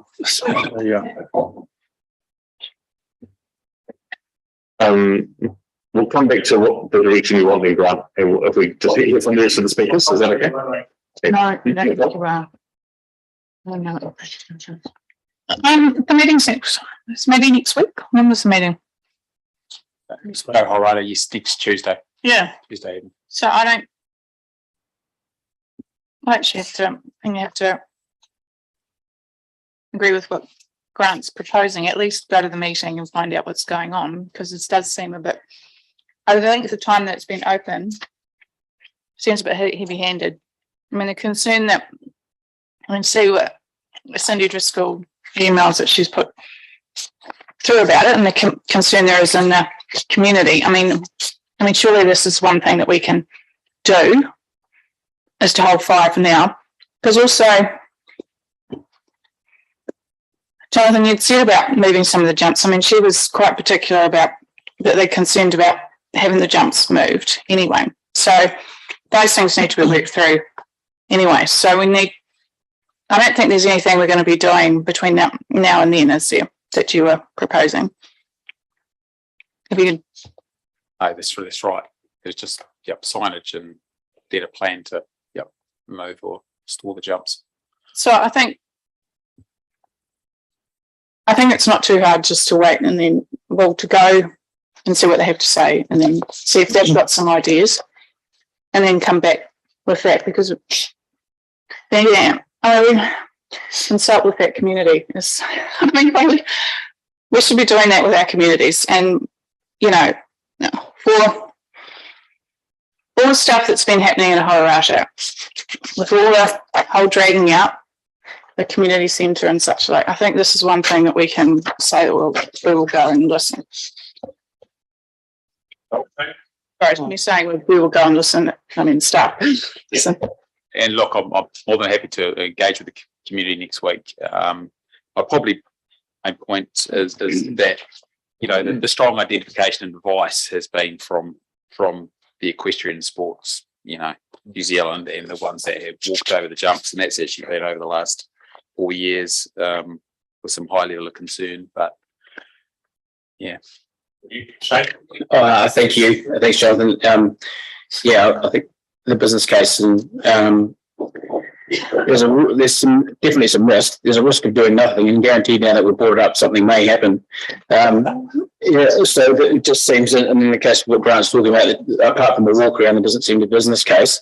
If you're saying, sorry, I probably should have picked that up too, that the equestrian associations have raised concern around the condition or quality of the infrastructure, then I guess is it a council reserve, one, to make it safe, bring that assessment as the asset or the plant isn't recorded on council assets, then I'm assuming now that we've said it, more than likely, it actually doesn't belong to the council. So that needs to be brought out as well. Fully trusting the process of the managers and the professionals that deal with this on a daily basis. I think the first thing is obviously to make it safe. And I'm leaving that to you to do that, but then obviously consultation with councillors from the area as well should be part of that to figure out what is the best thing for our communities.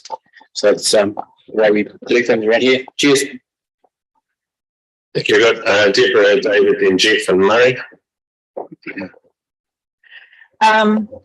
With regards to page 33, you've mentioned about the regulations and guidelines which actually manage all the other pony clubs that we have.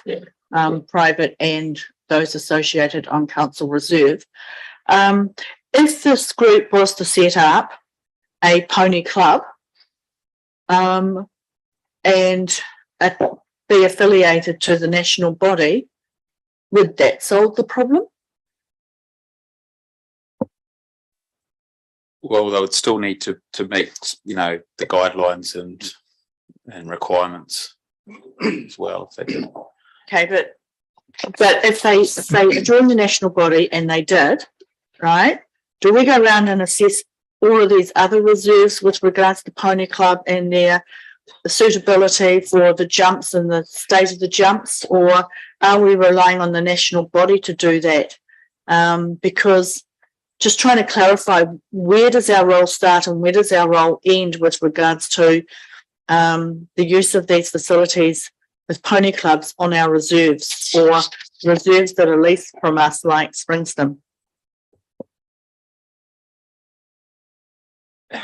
Yeah, my comment around that is I think we've got a process here where we also, under Equestrian Sports New Zealand, the facility strategy has been completed. So I think that's going to be a big part of dictating our strategy on our approach in all the pony clubs around the district. So all the others are going to have to go through some assessment process as well. Yes, that would be most likely under the strategy. Thank you, David. I tend to think that if we were discussing this at audit and risk, we'd be having an entirely different discussion here. I want to commend staff firstly for identifying the risk and bringing it to council. Grant's right, it is the user who determines the risk. But if there's an accident that results in injury or death to horse or individual, to whom will the blame be apportioned, particularly when we've got a report in front of us that talks about observations that independent people have made. And if you look on page 34, there's some fairly damning sort of things. None of the jumps are fixed to the ground. The ground quality in front and behind the jumps has not been assessed as safe. There's no good footing to take off or land on. Signage that Jonathan talked about, the report says the signage is inadequate.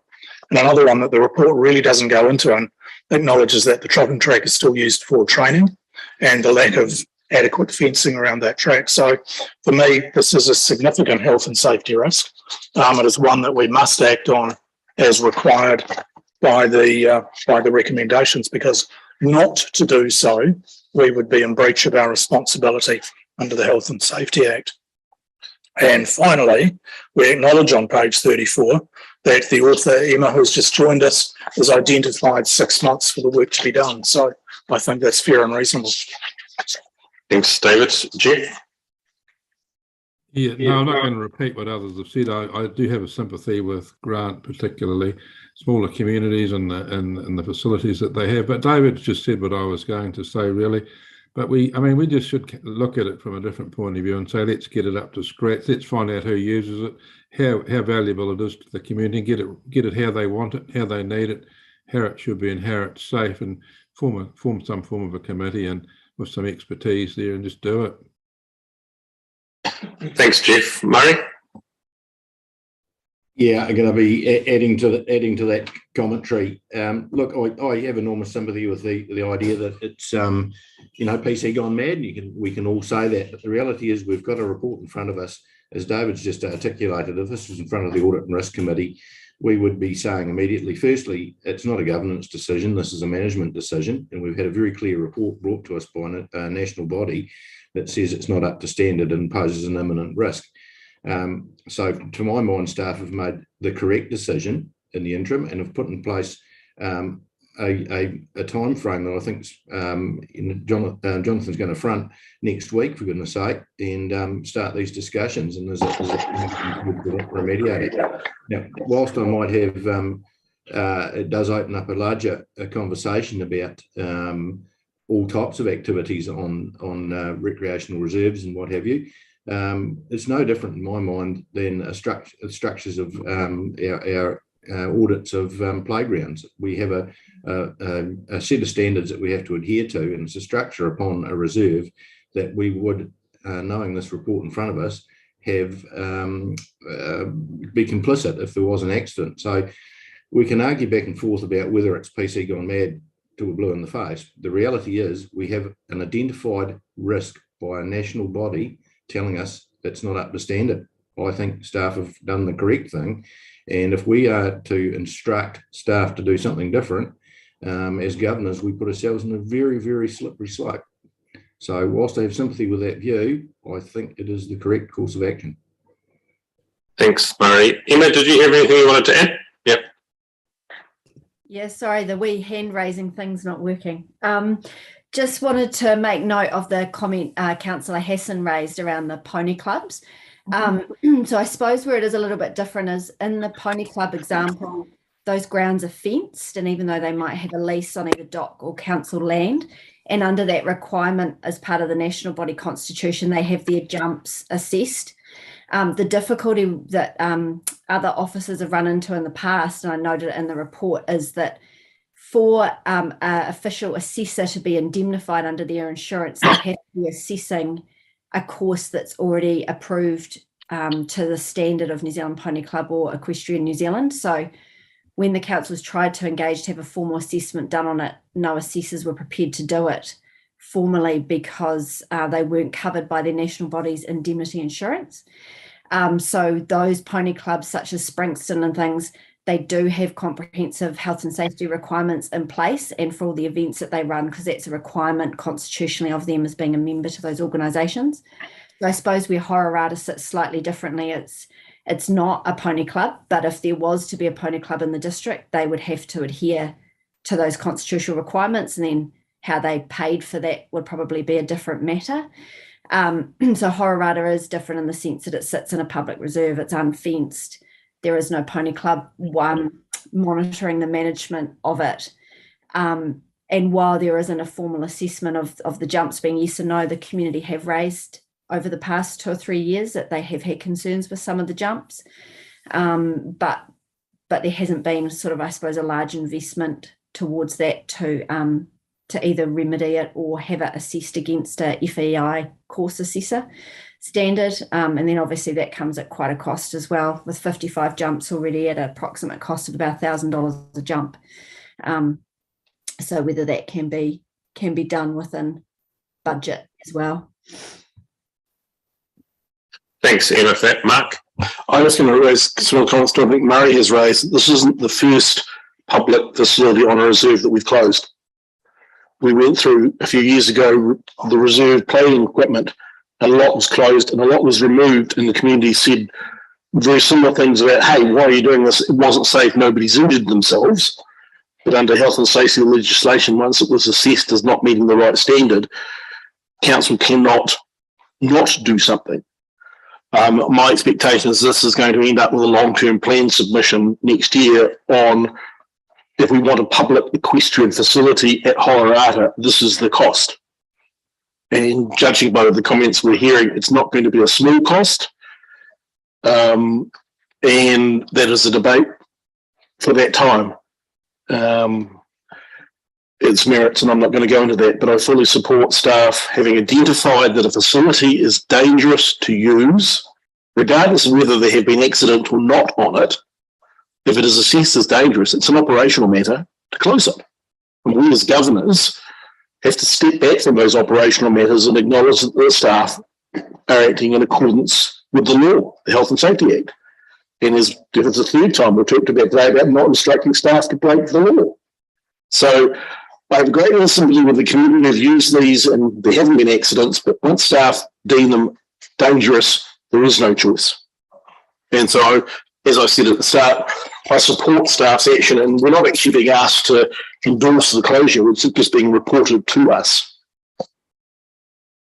Thanks, Mark. Grant, you made something before, just want to make sure I catch what that is. My question is, if not here, where? You've got the largest reserve in Selwyn just about. It's extremely rural. It's an existing facility. And probably the argument is not an LTP discussion about whether you might have a facility there. There's an existing facility. It should be maintained and upgraded to the appropriate standard because it is already there. I think, the monies we've spent, particularly on encouraging scooters and skate parks, you look at West Melton, just today's report, 600,000 are spent on a community facility there that is a brand new facility. And yet we're talking about an existing, again, rurally focused community asset, which is being closed. And the way that's being discussed is almost, it's indefinite. Whereas my view is, A, I wouldn't like it closed, but if you're going to close it temporarily, that it's on the understanding that you're doing that to get it reopened. Because for me and the wider community, rural community, they just see it as the council coming in again, taking another facility off them, which they enjoy. Not every person rides a horse. I clearly admit that, but in a rural community, it is widespread passion. Thanks, Grant. I didn't hear today that anyone thought this was permanent. And what the voices of the room were as we're responding to the situation that we've got right in front of us. And actually, it's about the tone of the conversation Jonathan has with Go Hororata next week about how we fix, make safe, and improve facilities for horse riders in Selwyn. I think through the last couple of annual plans, as well as a number of emails, horse riders get in touch with us talking about the facilities that we don't have, and Mark Rikers gets those and they've included in the open space strategy. So I think the words that you said, we share with you. We want to see this done and improved, not closed forever. It could be just as simple as saying the course is temporarily closed, but I think picking them up and stacking them, unless it's done by an appropriately qualified person, you could do more damage to the jumps and picking them up and trying to stack them somewhere than leaving them where they are. Money? Yeah, it's already captured in the report. Recommendation B says notes that the equestrian course has been closed until further work is undertaken. It's not saying that the work is not going to be undertaken. It is saying it recognises that there is work to be undertaken. And the part of the discussion I'm sure that Jonathan will be having with the community is what that involves. I don't see this as a permanent closure at all, and I don't have any fear of that. And if there's significant funding required, well, that's a conversation that either this or the future council will have to maintain that there. I don't think anyone around this table is suggesting it's closed permanently. Thanks, Mary. Sophie? Yeah, just one sort of adjacent question, really. Cindy's noted in her email that the jumps are used for the Kilted Mile in the Highland Games, and that is one of the, it's quite a popular event. And if we take the jumps away, then that does, change the ball game for that. Is there? I'm not going to ask you for a full answer now, but it would be really good to have an answer to what happens with the jumps during this interim period that doesn't preclude them actually running a popular event that's also partly a fundraiser for the whole games and quite a popular draw card. So, Jonathan, for that to be part of your discussion next week around how that could be resolved. Thank you. No worries. Noted. Okay, Murray and Jeff, are you both happy to move and second the report then we've got in front of us? Great. I've got, thanks, we'll note down Mark and Murray, sorry Jeff, that was already moved here in the room. All those in favour, please raise your hands. Anyone against, speak up now. Declare it carried. That brings us to, thanks Emma for joining us online, and Jonathan, thank you. That brings us to item 10, engineering code of practice, page 170, Gail Morgan. And Chrissy Reid joining, thank you.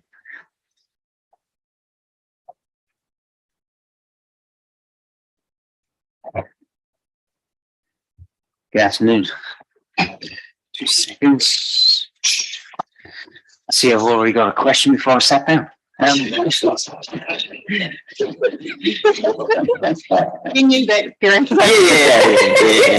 Yeah. Before I do some high level introductory comments to the report, just in case any councillors haven't met Chrissy, this is Chrissy Reid, who's the development engineering manager. So Chrissy has picked up the code of practice, probably started 2 managers previous to her. So, the update to our code of practice has been a long time in the making. We commenced this process in 2018, and through that whole process engaged with a number of major players ranging from developers, their agents, designers, and of course lots of different specialist activity staff around council. It's fair to say that a document like the code of practice is never a wholly completed document. It's a live document. It'll always evolve and require alterations in different places. Hence why we've included a delegation recommendation in there for the group manager to be able to deal with those on a case-by-case basis as they arise.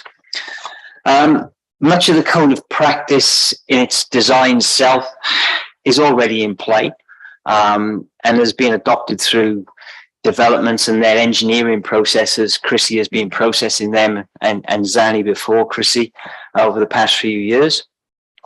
We're just packaged that together now and brought it before council for adoption so that we can actually publish it. And a final comment is a thank you to Councillor Alexander for his proofreading skills. Apologies, in the introductory section, you'll see there's a reference to this is the CCC code of practice. Yes. It is not. That's incorrect, and we will fix that, obviously, before publishing. Although through the code of practice, there are genuine and valid references to the CCC IDS, Infrastructure Design Standards. And those are predominantly for industry standard design items, which for consistency with developers and contractors, etc. There's no point reinventing the wheel. We just reference the work that's already been done. So, questions? Thank you. Councillor Reid. Yeah, thanks for a sizable amount of work that's been done, and it's great to see, and I did request it, and you're probably not happy with me in doing it, but it's good to see it because it is quite long overdue from having the review, and this is obviously a concern that I have that I've put through to you guys, because the current review period as it is at the moment is to review it periodically. And so what you've put in the agenda is that its objective is to ensure that the infrastructure the council is responsible for in the future is designed and installed to the appropriate standards and for the design life of the infrastructure. And I think it's quite important because what we really don't realise, and if you look, it's in the code of practice, is that the design life of the infrastructure we're talking about is the so roads being 50 years and like wastewater and water systems being 50 to 100 years. So it's long into the future.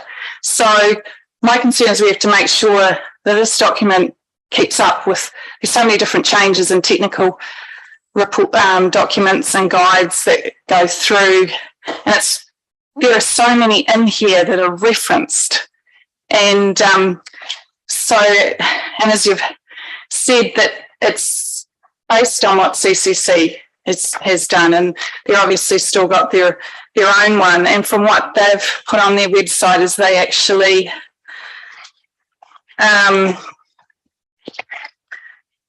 they regularly review it, and they have 2 levels of review, where there's just an annual review which addresses amendments driven by changes policy, changes in approved material specs, revision of reference documents, which I could see would be, you know, we make sure there's, with the technical documents, that they're all up to date and got the right links and everything like that. And then they have a comprehensive review of the entire thing carried out at 5 yearly intervals. Because I mean, this is now 10 years that this has been in it.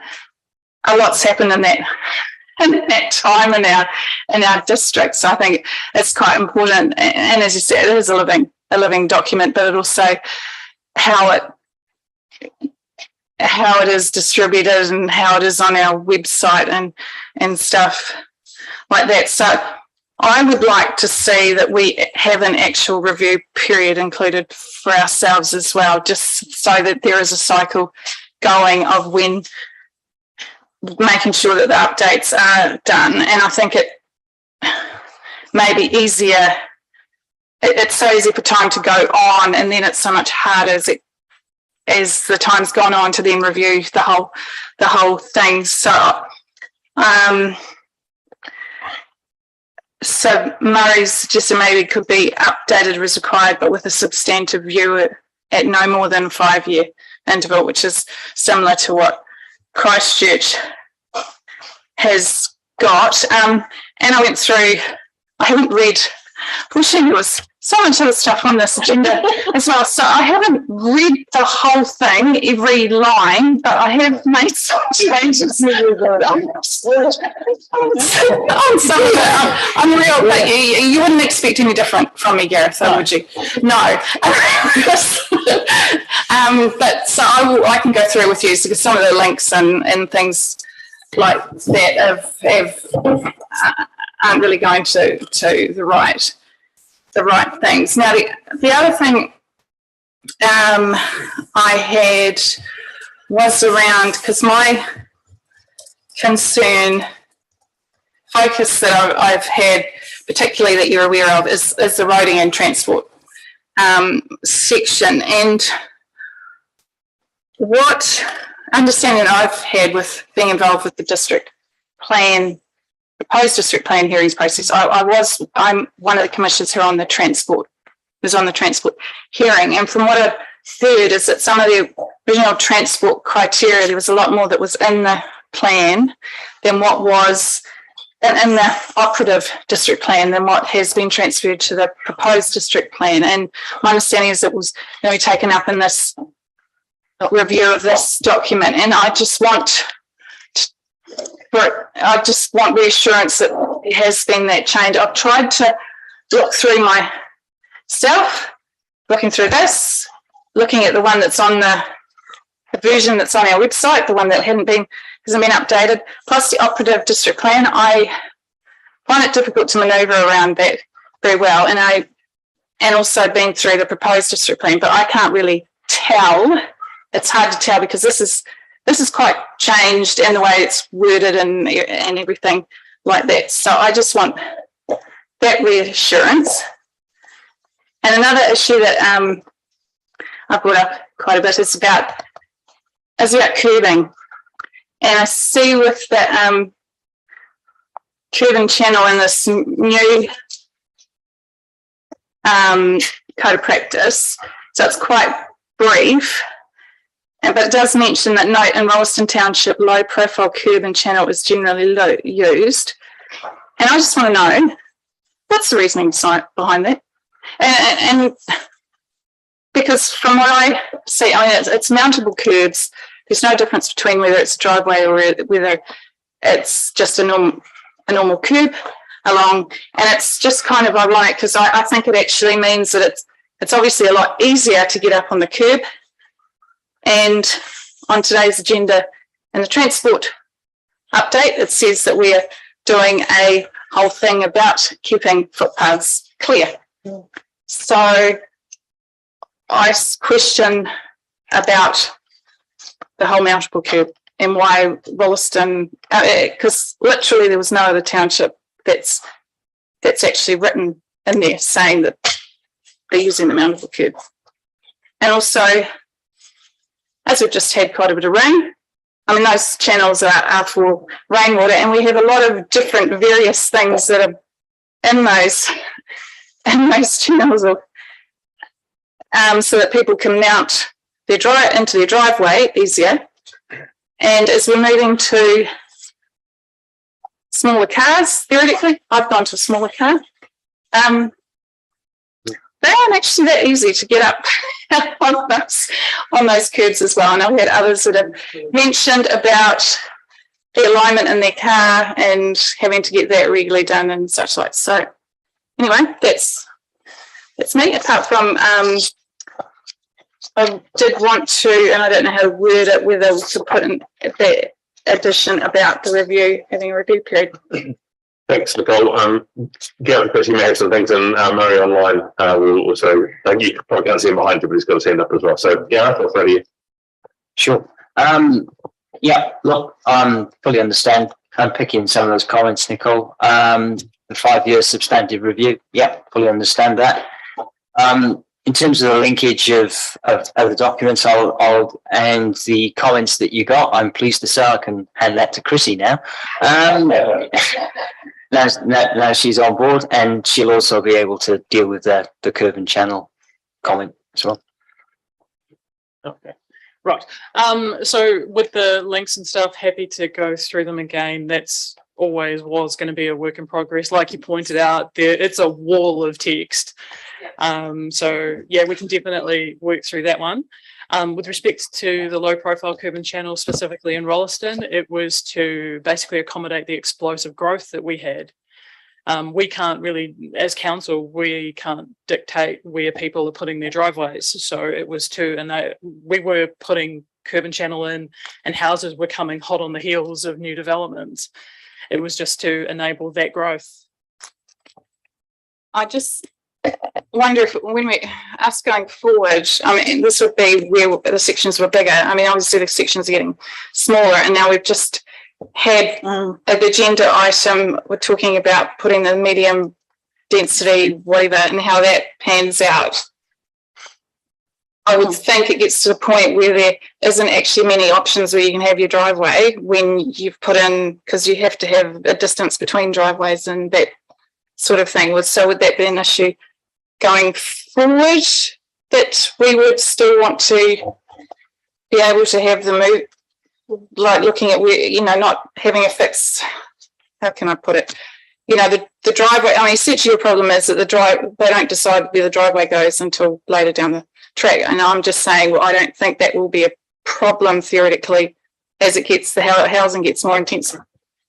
There's obviously a valid conversation about going forward here and what we go in the future. And so I says, rather than delve into trying to redesign the code of practice now, that's a valid conversation to have with Chrissy going forward. Thank you. Thank you. Mary Washington. Yeah. Yeah, thank you, Sam. He's looking over your shoulder. Yeah, I'm looking over your shoulder, and it's been a long afternoon in my kitchen with sort of long COVID. Just wanted to make a point. The whole point of the review, and it's been a wee bit longer than 4 years, it's because we really wanted to ensure that the code of practice can be flexible and can be up to date and fit for purpose. And it was important to us that we decoupled the code of practice as much as possible we could from the district plan, so you didn't have to go for a variation to the district plan to actually amend your code of practice. And I think we've achieved that. The 5-year review, I think that's a reasonable step to put in place to ensure and to have assurance to the governors that we are doing a comprehensive review from time to time to make sure we are fit for purpose.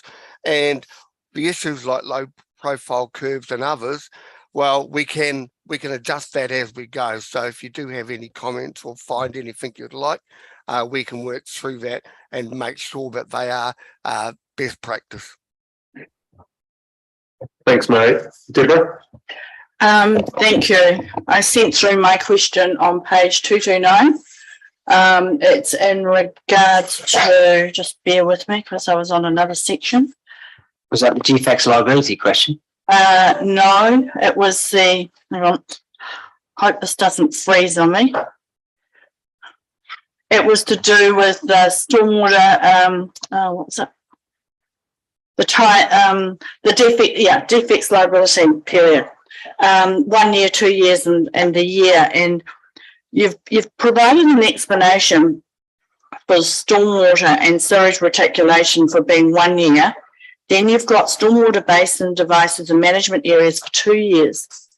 The difficulty, and then I understand that after 2 years, the developer could apply for a certificate and therefore it transfers over to council.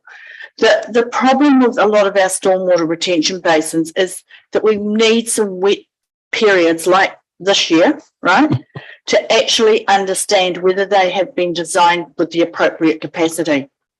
Now, this year has actually shown up, and we've probably taken over some of these retention basins, that they probably needed more capacity in them. We know we're going to get weather events like we've got. We're relying on, I think it was the Auckland Stormwater Plan of 2003 for our standards. Hey, surely we can find some better standards than that, given that, you know, we're not Auckland, we're Christchurch, we're Canterbury, and our weather is different with regards to, you know, those retention. And I'm just concerned about to me, the defects liability, you know, needs to be more flexible than just saying 2 years and you comply with everything and we'll take it over. And then suddenly you find, oops, it wasn't designed to cater for what we've got. So therefore, it is the ratepayer who actually has to fix it all up. That's just one question. I'll get to the other. Okay. The other is, I know it's not specifically mentioned in here, but I mentioned it through the earlier report, is the medium density housing issue across our district. Now, with regards to Prebbleton and Lincoln, we do have retention basins being proposed. Rolleston goes to ground. Rolleston, as I explained, and this has been discussed with Murray England, Rolleston is developing on the semi-confined spring aquifer. The good land that is able to actually retain the water is being covered in hard surfaces. That has an impact on the immediate land drainage systems downstream, and we're noticing it. They are filling up with water really, really quickly, spilling over the roads and the carriageways, and then they are going down fairly quickly. But they are causing havoc with our roading safety issues. We've got ponds all over the place that are spilling out onto roadways, and we really need to start to address medium density housing, the lack of permeability within the Rolleston area. It's not on stones this land's being developed. It's on the semi-confined aquifer of really good permeable soils that just aren't there anymore to take up the water. So this really urgently needs to be managed. And somehow we need to be taking, dare I say, Murray, some sort of contribution for the downstream effects of what this is actually causing with the design of the land drainage system. Because all through our district, they don't have the capacity to cope. They were never designed to cope for what we're dealing with today. And they really, really need to be assessed and updated. Thank you. Sure. I'm not sure I can unpick and answer all those things. The first thing about defects liability period, and I provided a response this morning to about defects liability. What I'm hearing is, let's not confuse defects liability with design liability for one.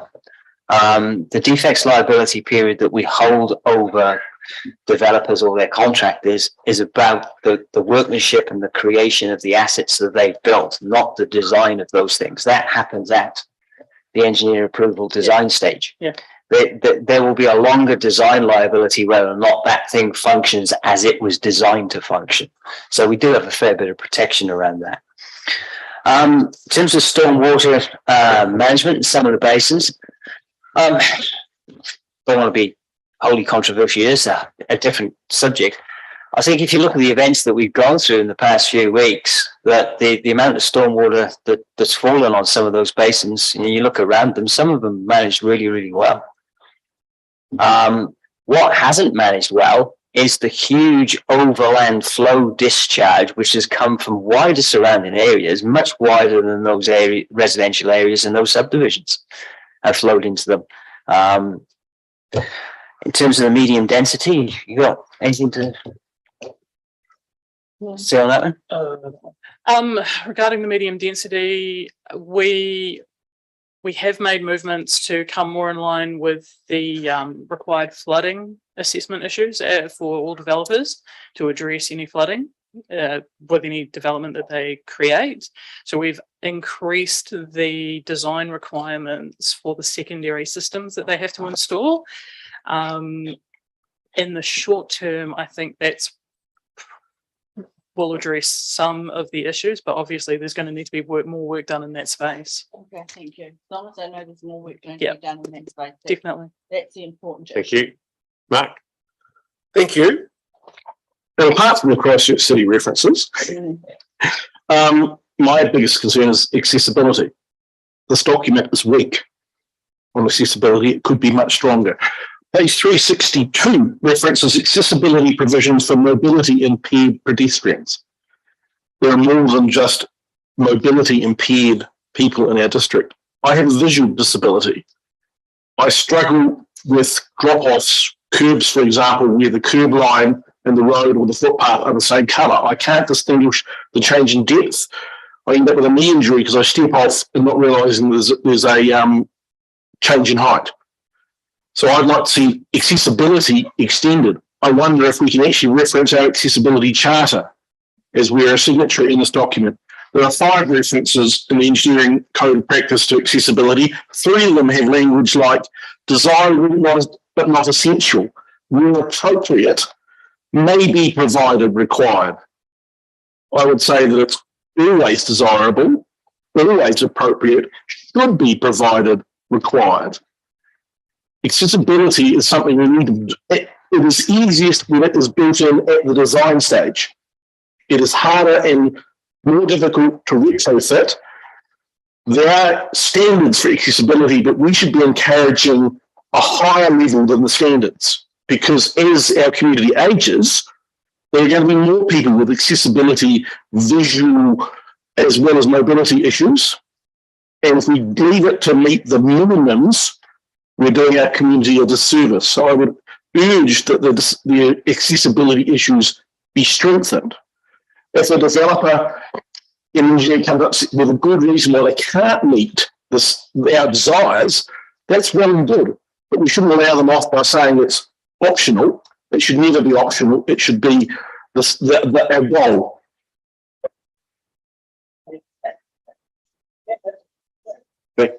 So please bring up the language. Thank you. Murray, did you have something there? Yeah, I'd just like to agree with Mark. I think if it's considered a wee bit lacking around accessibility, that will be one of our first areas we'll review. I think it's a very good point. Thank you. Sophie, Grant, and final with Nicole. Yeah, I'm glad Mark mentioned accessibility because I was going to mention that one too. I guess the only part that I've got left on that particular point is, do we go around and check what they put in? Because there are examples, for instance, in Ackland Park where they've got a dip in the curb on one side where a path, comes onto the road. There's no dip on the other side of the road. So, like, how do you actually get across if you're pushing a buggy or if you're impaired in some way? Like, the connectivity isn't there, so it's like half the job done. So, and sometimes that happens with disabled parking spots. There's there is a section about accessible parking. Like you get the infamous examples like at Ralston Food Bar, where the disabled spot is literally the passageway between two vehicles, and it's actually the driveway to get to the yard at the back. It's just got a yellow wheelchair painted on the front of it. And I don't know how much, do we check is the main question there, and how do we enforce? Definitely supporting reviewing regularly, because this stuff does change and it's likely to keep on changing like everything else at the moment.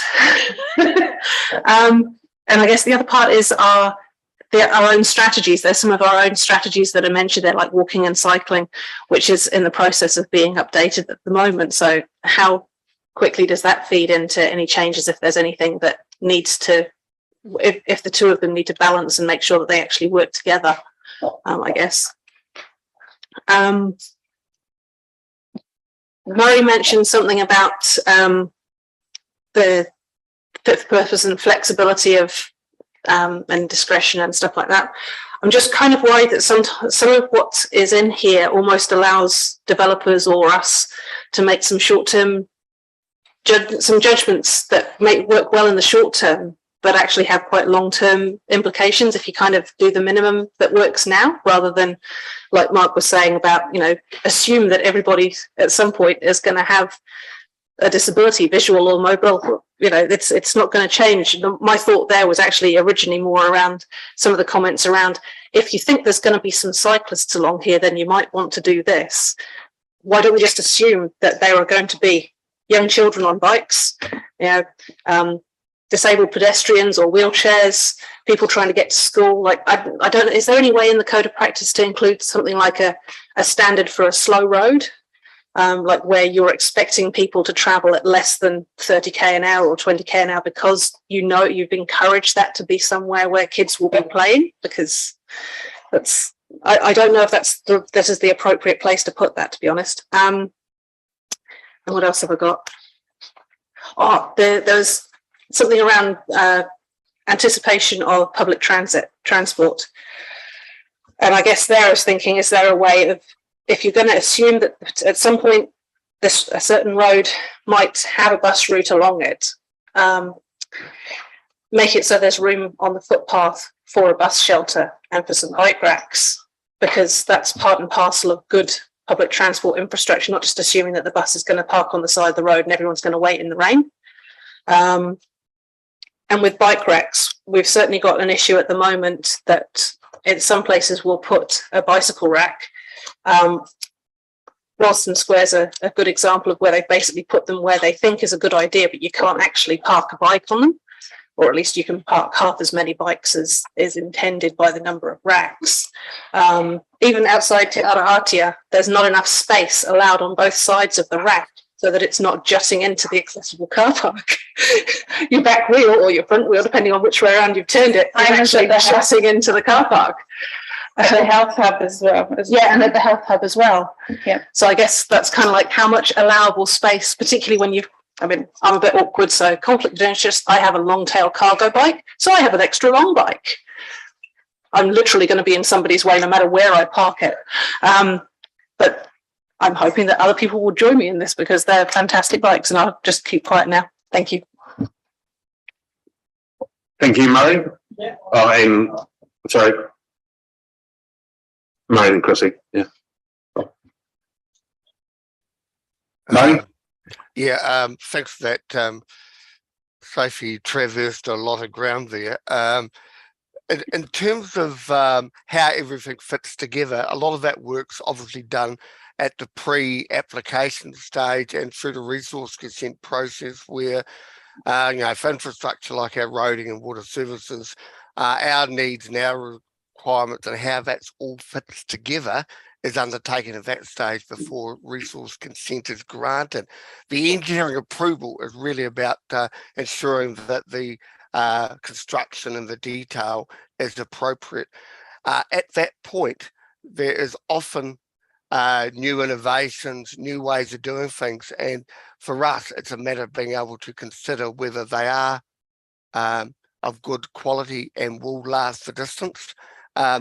We supervise as much as we can but we won't pick up everything in such a heated environment. So if you do see something you don't like, let us know, because we're not perfect and there will be gaps. Thanks, Chrissy. Yeah, there's a lot there.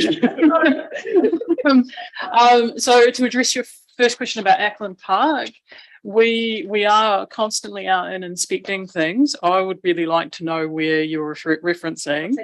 Yeah, because the developer is very keen to have a good outcome as well. So I think they might even be interested in knowing that too. One thing that I am really hoping to, which was mentioned in the code of practice, to bring into play is the road safety assessments, which will address all of the accessibility requirements. It's a process that starts at pre-application phase and it finishes once it's constructed and on the ground. And basically they just conduct assessments on all of the safety issues around the roading and any impacts that it will have on all the users. The slow road, I think at the moment in the code of practice, the closest thing that we've mentioned to that would be design for your speed environment. So that's something that will be addressed within the design report, and we can put measures in place around how we manage that. If we need to make that a bit more robust, I'm sure we've got the ability to do that. Public transport. Yes, we're definitely, that's a space that we really do want to work towards, because we understand with the cycle strategies and the moving forward with sustainable transport mechanisms that we need to be doing that. So that's a work in progress, and we're working quite closely with the consultants and everything around that too.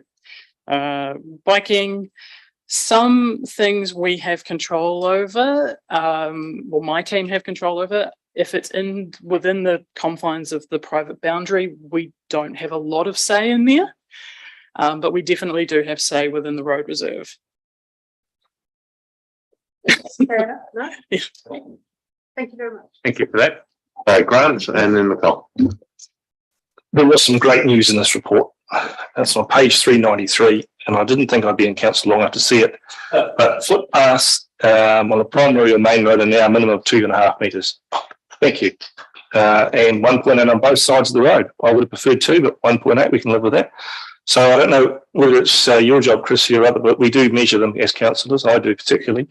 So I would expect that no approval of any new subdivision leaves your desk without at least attempting to get 2.5 metres all around the place. That's right. We are heading to a future where, as an older population, there's going to be mobility scooters and all those things happening. So all these new subdivisions now are going to have a lot of older people with them in 20 years' time. So it's great to see that in there. And thank you very much for getting that in there, Chrissy. But there's one other thing which I don't know if the biodiversity prints. So there he is. Look at him. Do a thumb up. Ready to go. It's on page, and this is just an emerging issue, page 213. You've got there, it's where possible, avoid stands of native vegetation and bushland. One of the things that's coming out of the NPS on Indigenous biodiversity is starting to be a reluctance of landowners to plant native plantings because they perceive that they'll never be able to cut them down again. So, and sometimes because you move a fence or whatever it is, you need to remove vegetation. So, Murray, you might be able to front that when it gets into that biodiversity space, but we need to have a realisation that just because it's native doesn't mean it is always in the right place. So how you word that or what you do with that, I'll let it know, but it is an emerging issue that people are starting to think about. Thanks, Grant. Murray, we'll come to you after Nicole. Nicole? So I didn't move it, but I should have moved it. So can I go after Murray so then I have the last word? That'll probably change the outcome. So, are you moving that? Okay. I should have moved it to start with. Thanks, Nicole. Yeah. But I was wanting to do that extra amendment to it to have that review thing added to it as well. Okay, sorry, it's getting too late in the day and I'm tired. Thanks. Seconded, Sophie. Murray, floor's yours. Yeah, thanks. Oh, I should have stood up for myself and said I'd speaking rights first and moved it, shouldn't I? So Nicole can't speak again. Grant, just quickly, yeah, valid point that you've raised here, and it is. I'm just trying to cast my mind back to our working group for district plan review, and I'm pretty sure we captured those conversations at the time. That, unfortunately, though, was our legislation, not national legislation, but it's part of the discussion we had and will continue to have with the Champions Group, Greater Canterbury, but also with our working group here at SDC around that issue, because we don't want it to become a disincentive, as you say, quite rightly. And it's also about it having listed as a significant site as well as an SNA. So it's a very valid question, Grant, and certainly will continue to be a topic of conversation. So sorry, slightly off topic, Sam, but just thought it was pertinent to. Thanks, Murray. Nicole, final, and then any wrap-ups from the front desk. Good that Mark and Sophie mentioned about the accessibility charter. And I forgot to say, one of my bugbears about the whole low-profile curbing as one example is that it means that we're not doing cut downs, and it's really, and I've said this many times about it makes it quite difficult for less able people and people on bikes, who have road bikes. Yep, buggies as well. We've had all of those, haven't we? Sophie talking about slow road things was something I have actually got quite a few notes. That's why I didn't want to bore everyone. I could have sat through and did page 10, but we did, I have made a note in here, we did have in the previous version about innovative design for access and roads and those sorts of things, which is looking at like pictures of trees. And there was a question that I've raised as why we've taken that out of what we've put in here, because I would have thought that was what we would want to have continued, unless we're actually going to refer to maybe some sort of design guides. I don't know, like Garby does, because she's already does some of those as well. And that would satisfy, Sophie, what you were asking about, because you talk about the slow roads as well, having that mix. She just forgot about when talking about the accessibility, the disabled parts. I know that I put that we actually, from what I could see, that only disabled part we really mentioned specifically is actually when we're talking about on the street, and those aren't really appropriate now for, it's very hard for disabled people to get out of the cars on when they're on a parallel on the street. Talking about cycle racks, the Estrada's done work for Wakatahi. It's quite up to date now of what different sizes of or different bikes and such like, which I've written in here as well. The Enabler's also done work for Wakatahi doing about the pedestrian side, which would include, it includes accessibility stuff as well. And they've also done about tactile pavings and the different, because it's, as Mark was talking about, the different, it's a colour difference. And they've done a lot of work. I haven't gone through what they've done, but I know Emery had been working on that like last year or the year before, so we could probably incorporate that type of thing. So they, and otherwise I'll bore you later with the rest of the stuff that I've done. So for, sorry, I'm doing multiple. I should have had my other screen up, Sam. I should have actually, like Mark does. So if we can have a C added, and so the wording that Murray had suggested, which was updated as required, but with a substantive review at no more than 5 years. So if you happy with that as seconder? Great. Any final comments? Gareth, Chrissy, Murray? No? All those in favour, raise your hands. Anyone against, raise your hands. Great, carried. Thank you. Yay.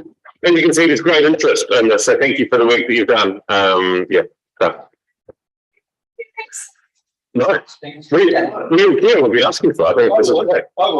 Next up, we've got 434, design option stage 2, Primpton and section, Bianca.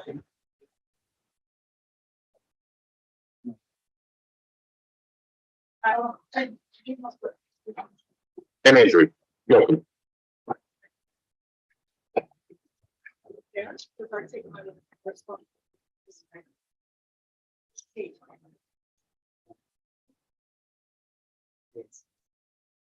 Away you go. Hello, everyone. So the report is as written. I don't want to bore you by going over exactly what I've written. But yeah, basically it asks council to have a look at those design options and then come up with what you think is best. So we'll just happily answer any questions. Andrew, did you want to do an intro? Yeah, thank you. Obviously, Bianca's doing all due diligence to make sure that everything progresses through the Public Works Act process. And so this report is pretty critical in regards to making sure we've got the confidence now and to carry on with going forward on the design of these intersections. So basically, it revolves around the fact that we've worked through a process of determining what the preferred concept option for those two intersections are at Shands and Trents and Shands at Hamptons. And it's gone through and looked at, how we would design these, what impact it would have on adjoining properties, how it needs to work in with new plan changes such as plan change 68. And sort of the summary outcome of that is that what we have done is that we have aligned as a principle these roundabouts to optimise the use of council land and or council controlled land on the basis of minimising then the impact to other adjoining properties that may have houses, dwellings, residences, things like that on them. For Shands and Trents, that's utilising, for instance, working within our forestry block on the southwest quadrant of the intersection. And for Shands Hamptons, that's utilising the property that we bought about 2 or 3 years ago. Was it 734? 743. 743, okay. Yeah, 743 Shands Road, which came available and was the linchpin property that we knew that we needed to obtain to be able to do an intersection alignment and put the roundabout in right from the get-go. And so basically the concept is that the roundabout is skewed over to the east to optimise the utilisation of that property fully by taking it away from the properties on the west. And it's also aligning with Plan Change 68 in regards to working in conjunction with that and how they may design their development to sort of work in amongst all that as well. So really it's just a matter of, as I say, informing you of these concepts and saying to you, well, these are sort of where we've got to. We've been fully engaged with Wakatahahi on this as well, and has been part of the funding approval process in regards to these concept options and how we are utilising them in terms of delivering on the intersection upgrades relating to our Road to Zero responsibilities. So that's pretty much it, I think, in a nutshell. Thank you. And reading the report, it kind of seemed like we were getting ready to go and everyone was good and happy, and it was, landowners that were on the okay side of things happening rather than on the anti side of things happening.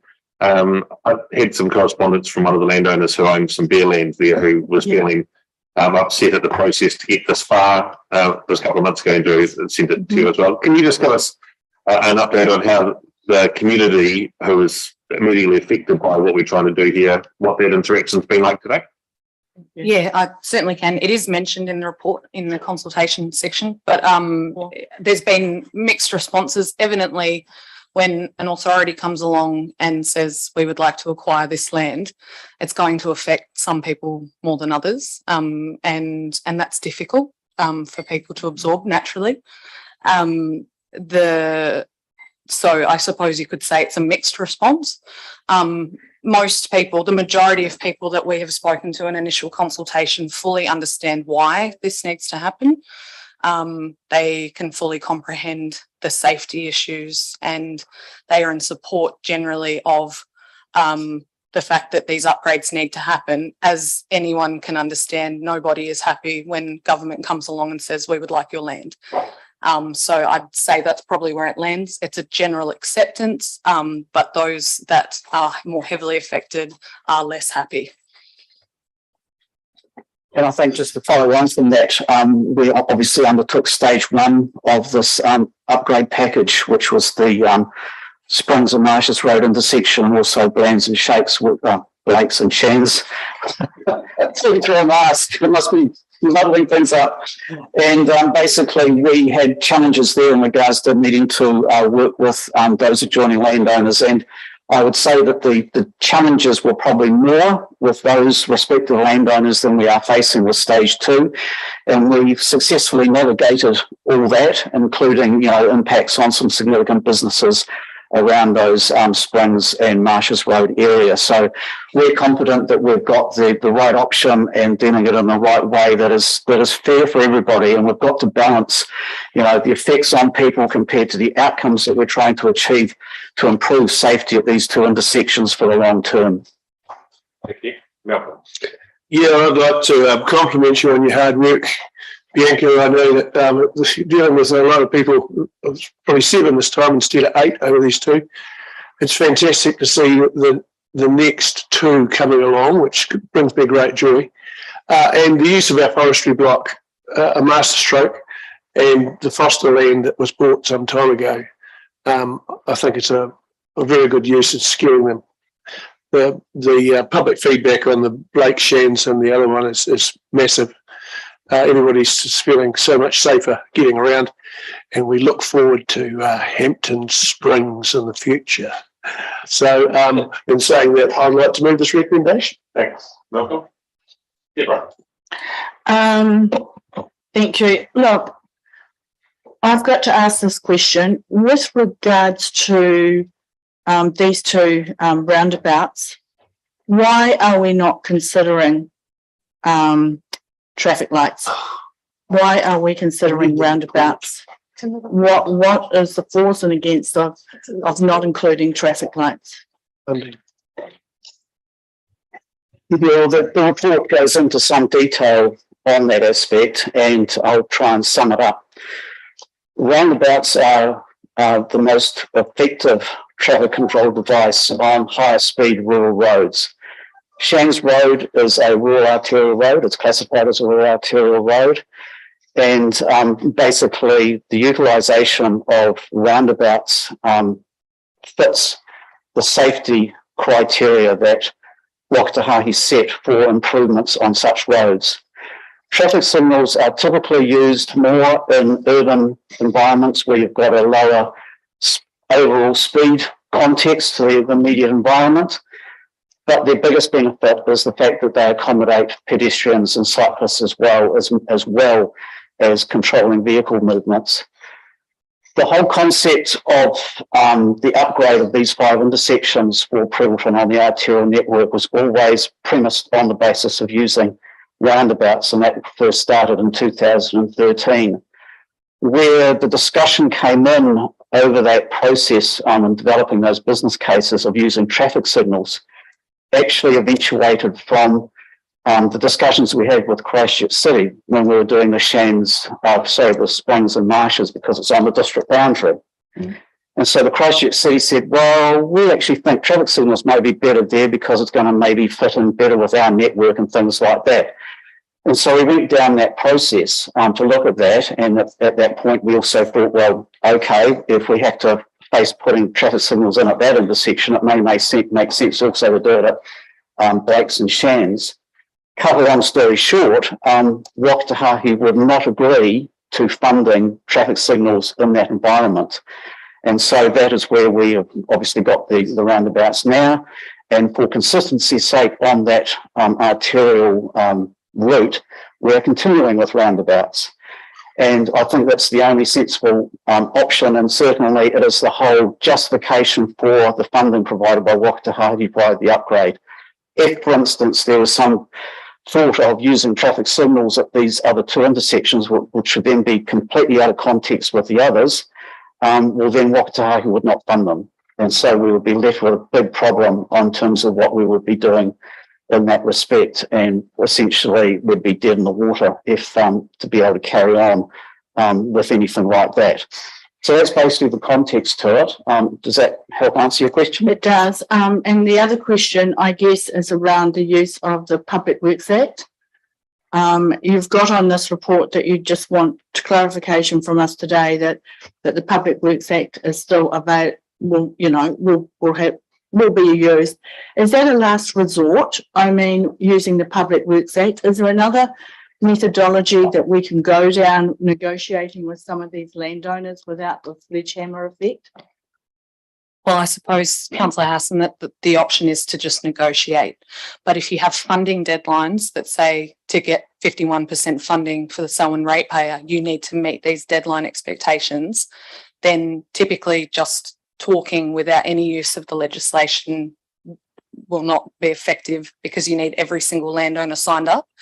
So even if you have one person that says, I don't want to engage with this, then you can't do the intersection upgrade. So the Public Works Act, yes, it has compulsory powers, but also any voluntary agreement that we enter into with any landowner is under Section 17, and it's just a voluntary agreement. So if we approach any singular landowner for any public work and enter into an agreement, that falls under the Public Works Act legislation anyway. So it is the governing legislation for public works on private land. Okay, and just for clarification, when land is taken under the Public Works Act, the pricing is actually done by two agencies. How's the pricing done? So, do you mean for land value compensation? For land value compensation. Yeah. So the way that we follow it is essentially council will council officers via its consultants will serve a Section 18 notice, and that will be attached with a valuation assessment that's been done by, we're engaging Ford Baker, I believe. Okay. That'll be in due course once we're sort of fully versed up with what our concept design is that we're moving forward with. So the landowner will get that estimate. They then have an opportunity to engage a valuer of their choice, which council must cover the reasonable costs of under Section 66 of the Public Works Act. Mm-hmm. Along with that, the landowner can claim back their legal costs as well. So we as council need to cover those costs, given that we're the ones knocking on their door and saying we'd like your land. Yeah. So if there's a disagreement between council and landowners around what the value would be, that's when you go to negotiation. I think at the last intersection at Shands Blakes, we had one where the differences were so far apart that we had to do a fair bit of negotiation, and in the end we pulled in a third valuer who sort of, there was an agreement between the parties that we would land on what the third valuer assessed in terms of comparing the two original valuations, and that's what we settled on.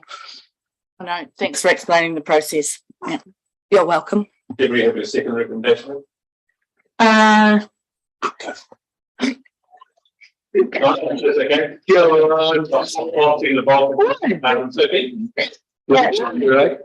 One question is more like around the forestry block itself. Are there any implications, like is it registered under ETS or anything like that? Any implications for harvesting? And the next part of that is there any plans for what happens next? Because I just looking at it thinking it's right next to a cemetery. That would be a really nice sort of bush. You know, if it was replanted, that could be a nice extension to the cemetery of some description. Yeah, so that's detailed in the report as well. But the essentially they're looking at harvesting the entire block. And that is based on arborist stuff is not my area of expertise. So I've consulted with the reserves officer arborist and the open space and planning manager. And that is what they're looking at long term, because if you slice off part of the forestry block, then you've got safety implications and you need a setback area so that you don't have these sort of straggly trees that are going to collapse onto the road. And by the time you take that, I think I'm not entirely sure what the plan is for the rest of the block strategically, so I don't want to overstep by saying something I don't understand, but I can go back and ask for some more strategic information. In terms of ETS liabilities, yes, it is subject to ETS. The project will need to compensate that area of council so that they can meet their MPI requirements. It is a shingle pit underneath. It was Malcolm's first. Huh? No. Oh, sorry. Thanks. I just wanted to say good report, and once again, I had actually mentioned this at another meeting, but you weren't able to attend. Your climate change considerations. You have done a lot of thought, and it's the longest I've seen of any report that's been come out. So it's very good that you've taken the time to look at and the other things that are required, the Maori Treaty implications and those affected and stuff. So well done. Thank you. Thank you. That's what happens when you've got a lawyer on a job.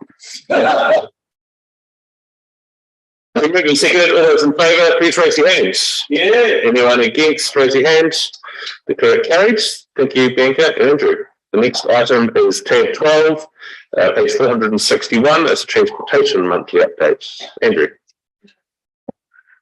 Okay, thank you very much. Yeah, there was a bit of a dilemma there. Apparently your agenda is correct and diligent, but maybe not have been updated in the as the public version. So that's all right. We're all under control. So if you reference page numbers, it might be out of kilter with the one that's got up on the screen. But I think I'll cut to the chase in regards to my section of the report. And that is, I'm sure, just to give you an update on the NZ Up Wollaston Access process and where we've got to with that. So as you've been aware, consultation was running for about a month, which closed last Friday.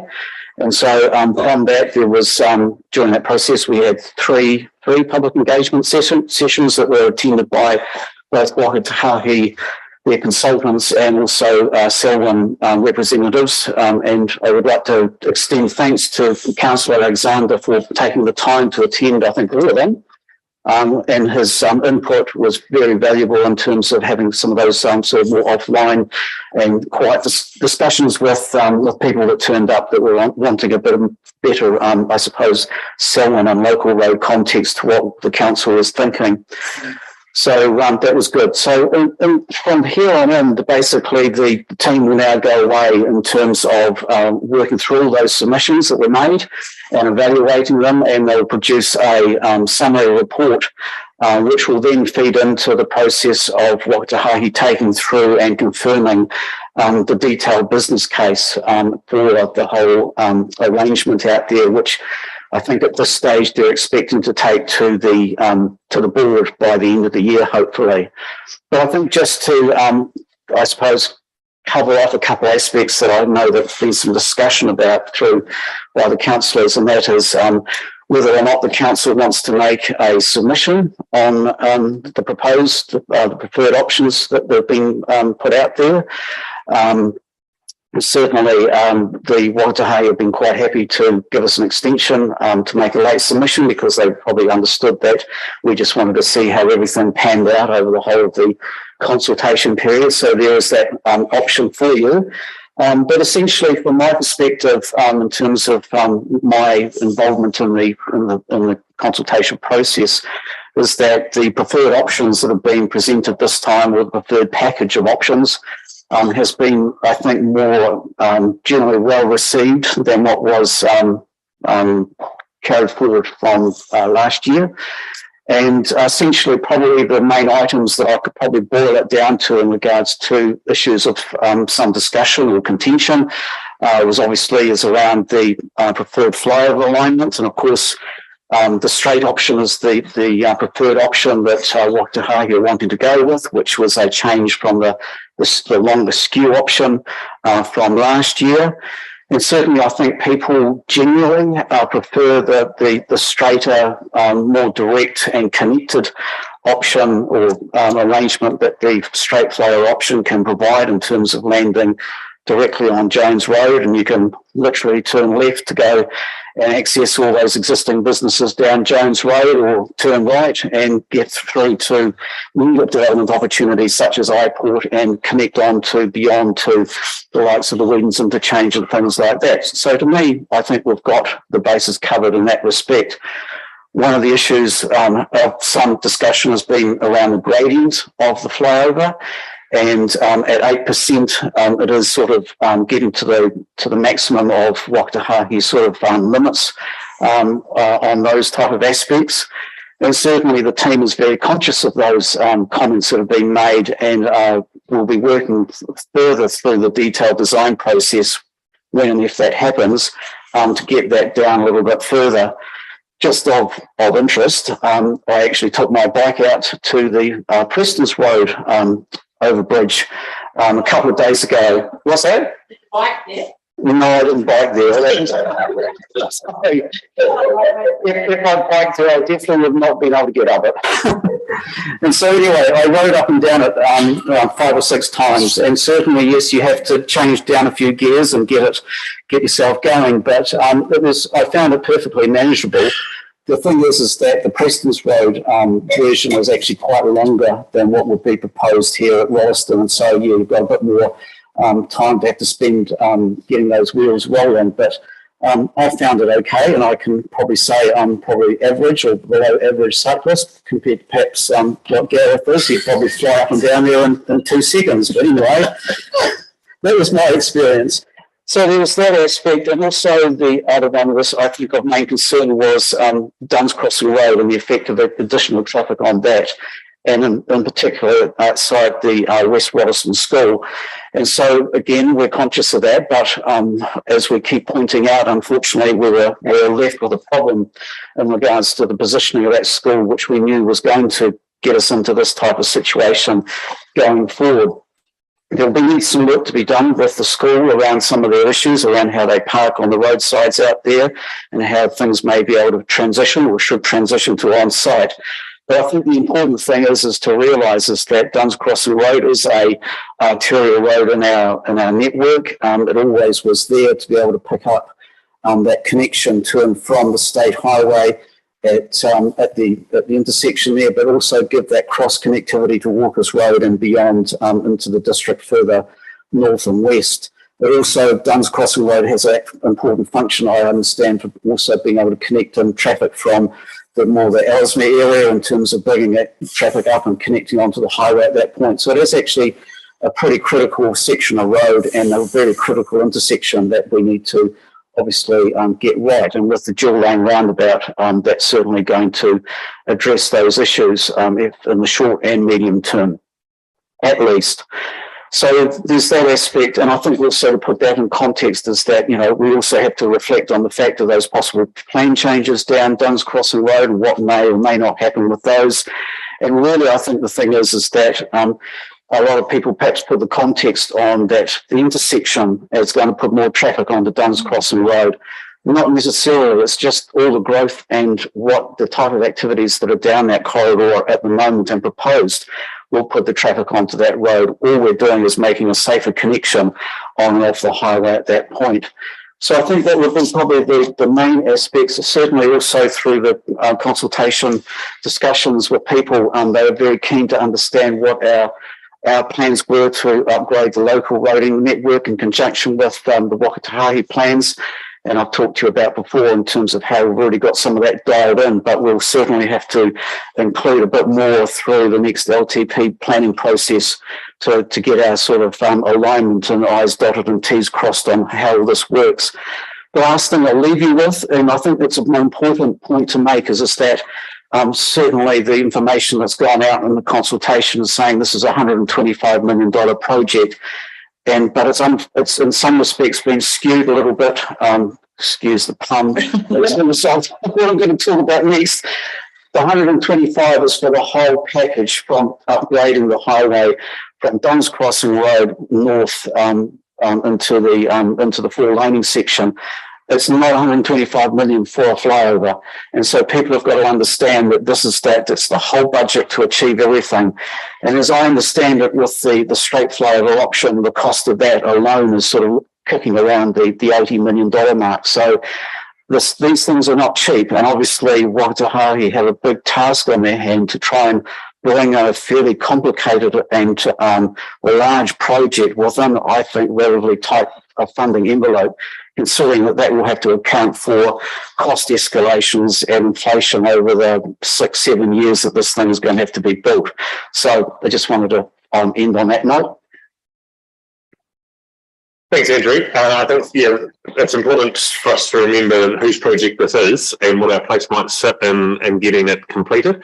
So be interested to hear councillors' views on whether we do provide a late submission or not. I know that there have been some discussion, Andrew, online, email with local councillors to try and say, are there some common threads we could pull together here? I'm wondering whether we can find those, and they might be less specific and actually be more principle based about what's been provided. So it's the safety of the network generally and the improvements, particularly if we're talking about West Rolleston School. There's the accessibility piece, particularly for walking and cycling over that flyover, and the needs to have that as low as possible for the non-engine aspects of those that are going across, and then the capacity of State Highway 1 and the flyover, thinking about future proofing. Whatever decision we make needs to not just fit with what we have today, but going into the future.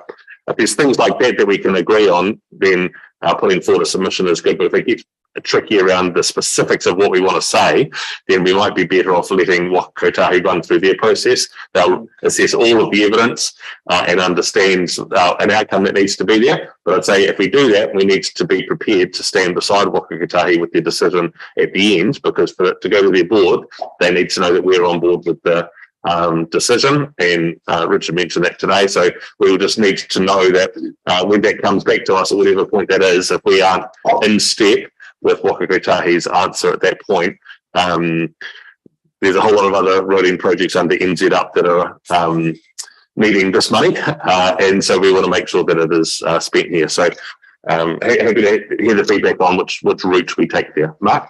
Thank you. I'll move the recommendation. There were actually 4 public updates. Waka Kotahi staff and consultants in Andrew came to an extra meeting as was requested by the Rolleston Residents Association. And I think that was actually a great response to actually schedule an extra meeting, because the local Residents Association asked. It was a well-attended meeting. There were some very passionate residents at the drop-ins, well managed and handled by the Waka Kotahi and council staff and consultants. I did attend them all. Only one resident I walked away from because he and I both were getting passionate about our points of view, and it was better that I left him to staff than carried on that debate. I would like to see a council submission if we can reach a consensus on at least the important parts. I'd like to see us acknowledge the fact that Waka Kotahi changed their design on the basis of the feedback of the first submission round. Those people who always claim submissions are worthless because they're never listened to, this was a great example of a submission process that actually had a great outcome. It was unfortunate that vested interests keep promoting the original design, spending their money on a publicity campaign that promoted a design that has benefits for them rather than benefits for the community. I think we may have to pull back from individual preferences of councillors, but I think there is a core that we can support and should support, because as you mentioned, Mr. Mayor, if we don't get behind this and the consensus can't be reached, there are other places this money could be spent. And Selwyn would be worse off if we don't have these improvements. Getting across the highway, and it's across the highway that's of most importance to Selwyn, is becoming more and more difficult as the levels of service are declining. People get frustrated and shoot for gaps that don't exist, and we're seeing a higher level of accidents. And these accidents are at somewhere between 70 and 100K, and they are serious accidents, serious injury accidents, and that's not good. With respect to the gradient, having spent time watching the highlights of the Tour de France, 8% seems like a trivial gradient, and they do far more for far longer. But it is the limitations of the design, both the space and finances limit the designs. In a perfect world, we'd have a much lower gradient and a much shallower approach to the flyover. But it would be landing back down here at the lights. And all those houses would either have to go or have an entirely different access point. So within the space and time that it has to fit, they have listened to the first round consultation, and hopefully listened to others. I personally think there are some shortfalls in the proposals. but it's a good start. Thanks, Mike. Deborah. Well, thanks for the report. Right at the beginning, sorry, my computer. Right at the beginning, I noticed that there was a comment with regards to Perryman's Road. So I'll let you give us an update on that. The other is your reports with regards to our maintenance for non-sealed roads, and they can cross over from sealed. Sorry? Oh, sorry. Oh, sorry. Yeah, I have a further question about an item later in this report, but I'll wait till I get there. Oh, okay. Sorry about this. I'm all over the place at the moment. It's freezing up on me. Yeah, we're tab 12, Deborah, not 17. Come back to Deborah. Okay. Just your opinion, I suppose, the skew versus straight. One of the key issues seems to be that the straight option only gives us a single lane north-south under the bridge. Given that this is probably a 50-year piece of infrastructure at minimum, what's your view on that? I mean, is that, Sam talked earlier about planning for the future, having a single lane north-south under that flyover for the next 50 years potentially could be a major constraint. What's your view? No, it's a very good question, and one that's been brought up a lot through the engagement processes. Yeah, it's actually, we've got 3 lanes designed underneath the flyover now, in terms of we've got the slip lane that goes into the off-ramp that goes around to Kidman and Wollaston Drive. We've got, and it continues on to Tennyson and Brookside. We've also obviously got the one main southbound lane and the one northbound lane. What we are doing is that the design of the flyover has been done in such a way that it can accommodate 4-laning in the future. So the positioning of the piers are going to be placed in such a way that it doesn't prohibit that. The traffic volumes at the moment and what are predicted in the future are such that 4-laning is not necessary until quite a long way in the future. So we're not precluding that being able to happen. I think that's the main thing in terms of giving people certainty around that aspect. But really, people are thinking that the pinch points are going to be at the flyover, but in actual fact, we've got a really bad existing pinch point just south and around that Brookside Road intersection where we've got the likes of the Rolly Inn and Z Energy there and things like that, where actually trying to get 4 lanes through those type of areas may be actually more challenging than, for instance, through the flyover, underneath the flyover in the future. But I think the important thing is just to also get back to that issue about gradient and clearances, is that we have to provide specific clearances under the flyover for both rail, and that's at 5.5 metres, and also for the state highway at 6 metres. And that's also both vertically and horizontally for over-dimensional loads. So they have to figure all those aspects into it as well. So I hope that helps answer your question. Well, it does. I mean, as long as it's provisioned for the future, we can get 4 lanes in, that answers the question. Yep. Oh, sorry. No, not.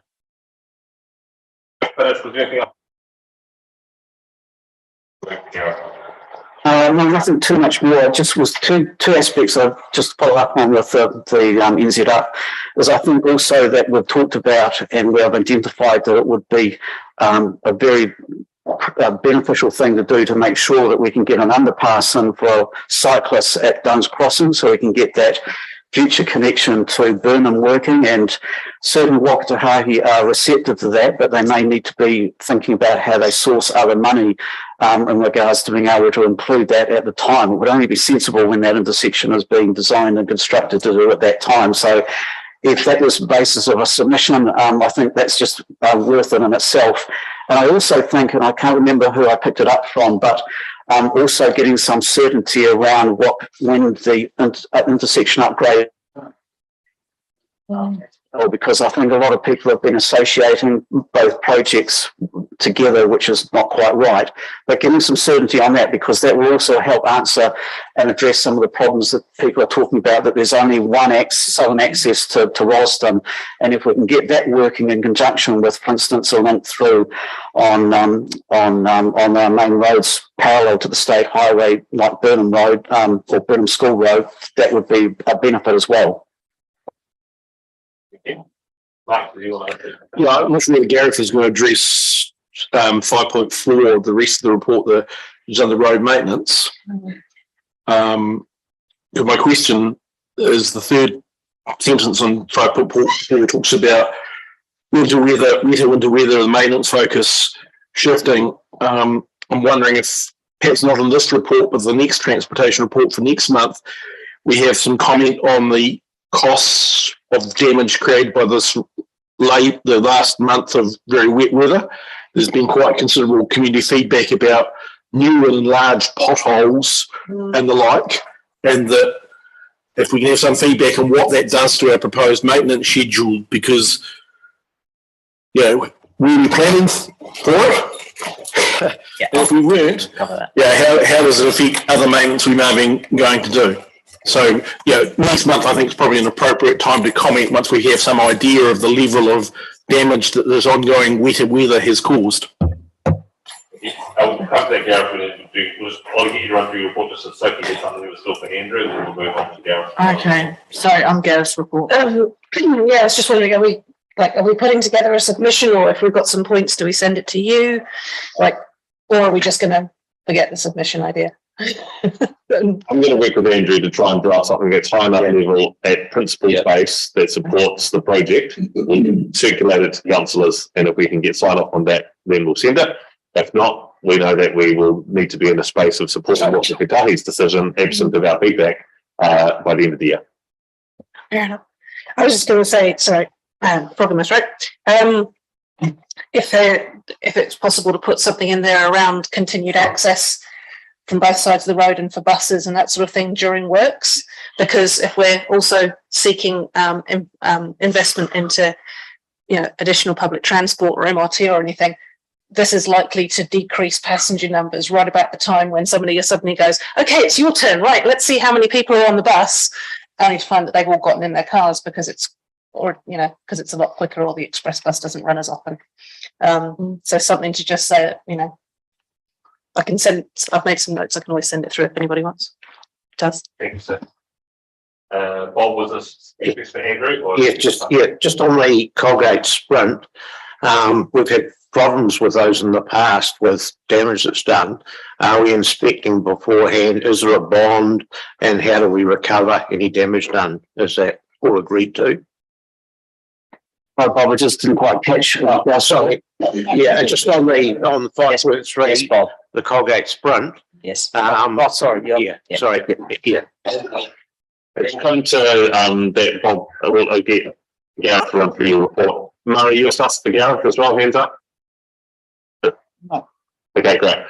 Seems that do we need a continuance motion? Given it's we've got another 4 minutes until we reach 2 hours. Well, we continue. No, it's not 10 past, so we do. So we've got another 15, 25. I'm not going to finish by then.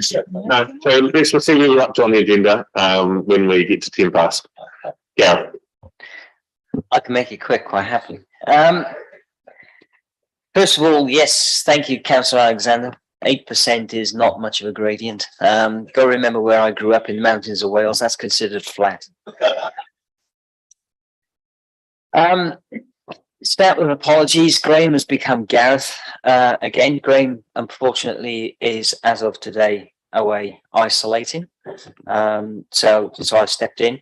In terms of I'll take the report largely as read. Obviously, there's going to be some questions. I'll either capture them for Graham, or you can send them through to Graham, and I'll coordinate that, and we can get some responses to councillors, etc. I was going to bring along, as an update for councillors, we now have Graham obviously moved into that team leader, team manager position. We've managed to recruit Graham's replacement, a gentleman called Phil Scales, been around a long time, a lot of experience. Some of you may know him. I was going to bring him along today, but he went home mid-morning and is now isolating. It's what we're living with right now. Yep. The only thing I was going to mention, and it's quite applicable to what Councillor Alexander just said with the weather storm, obviously our roading team, both our staff and contractors, have been absolutely flat tack busy with cleaning up following not only this latest rain event, but also it seems to be every Tuesday for the last 3 weeks. I don't know who diarised that, but that's the way it is. There's been a large impact around the network, that's obvious, and there will be a lot of things that will occur, like potholes. So just to give you some stats in terms of what's happened today in terms of the cleanup, and this leads into the cost question I'll take back for Graham.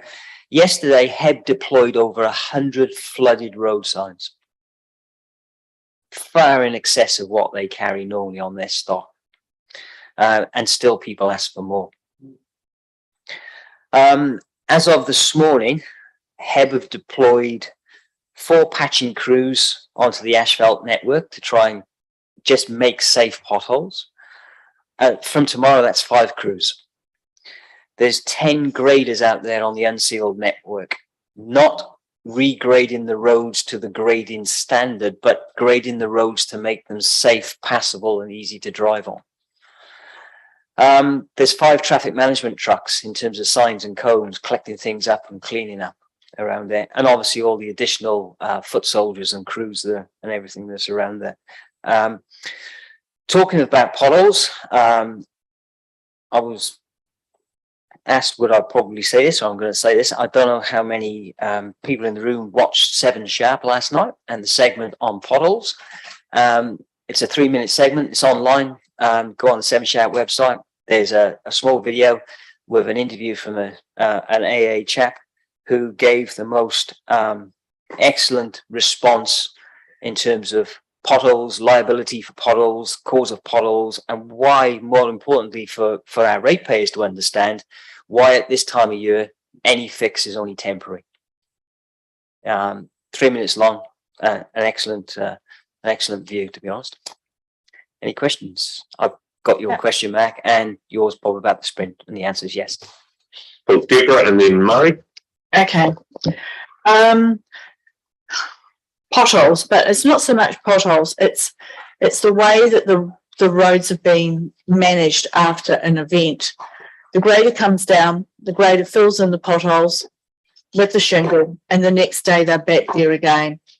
And it's just happening time and time again. There are now, because of drainage issues, the drains, and we've noticed that through this event, the design of the drains, they're right up to the top, they're flowing across the roads, and they are going down fairly quickly. But what tends to happen, the water that has been flowing across the road just sits there. It doesn't go anywhere. So while it comes up, it flows over with the drains, and then it goes down. It's just actually sitting there. And I did actually have to report that I was on one road, and there was water flowing down the road, and the grader was trying to grade the road. It might have been a scheduled grade. I don't think so, because there were channels that had been cut to try and get the water away from the side of the road per se. But what I'm trying to say here is that surely once we go and do these repairs, just going with a grader and filling them up with shingle is not working. Some of these areas, they need dig outs, they need realignment, that they need some major work. And just because they're a shingle road doesn't mean to say that we should forget about them. People still use them. And by the way, thanks very much for dealing with Rattle Track Road in such a quick turnaround time frame.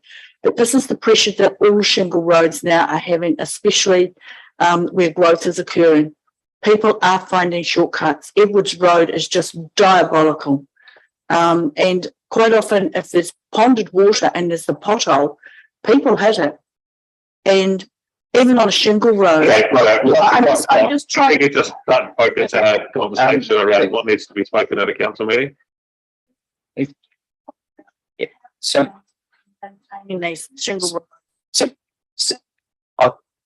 I've got the message, and I've got some responses as well, so I've got a bit of intel quickly on some of that stuff. That grader's rider might just be washing his blade before he goes back to the depot, by the way. But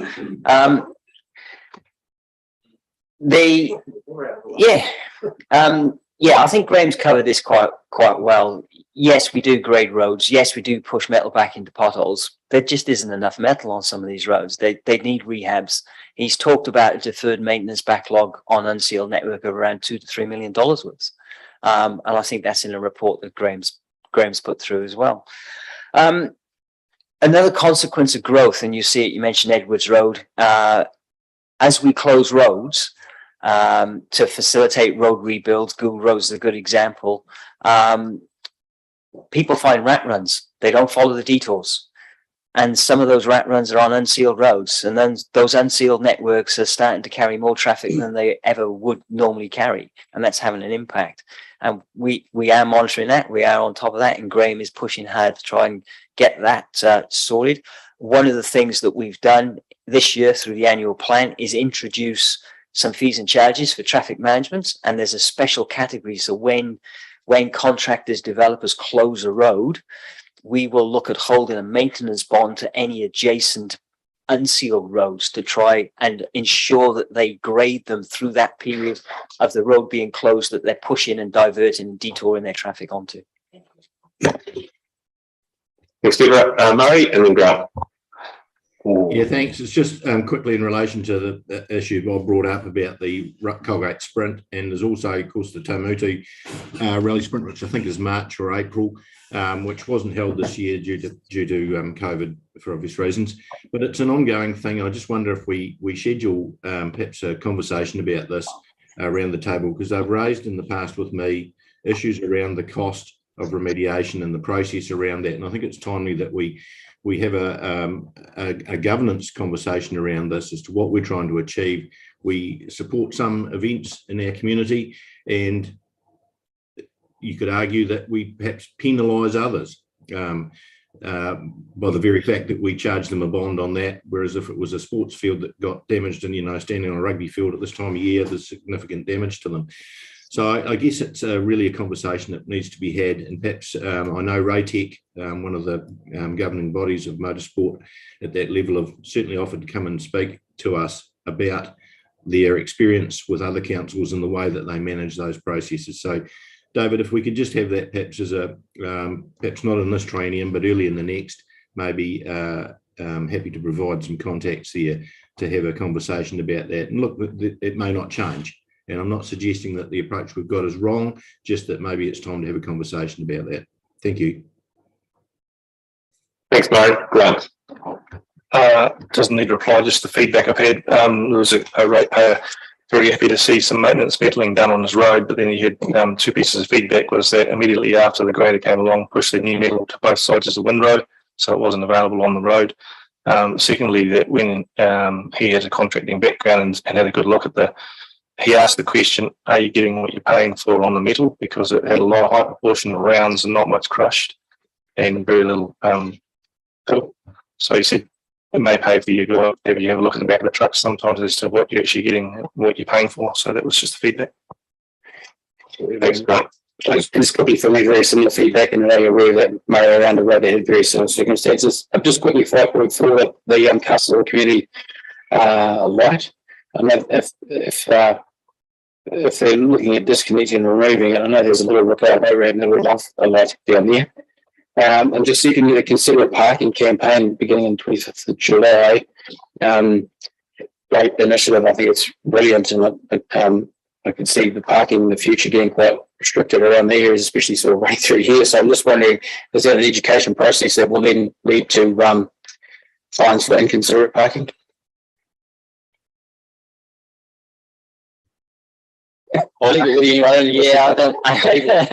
Parking wardens. Yeah, I don't think we're in that space yet. It's an education campaign. We're engaged in that. Just on that, I heard only this morning, and this one Councillor Miller would be pleased about, in terms of considerate parking. A staff member went past the new area of Lincoln, where at the high school, where we've recently put the parking in, and there's been some, repeat people keep parking on the grass, and we've ticketed and labelled their windscreens and with the considered parking campaign stickers. David, through you, Mr. Mayor, Shane, back to you, Councillor Hill, Murray, Washington and I, along with the Community Board, have got a public meeting up there next Sunday the 7th, so no doubt lighting will be one of the topics they'll be discussing. I think I've already said, but I didn't say it before. Great work there, Gareth at Lincoln. Really appreciate it. That's cool. Yeah.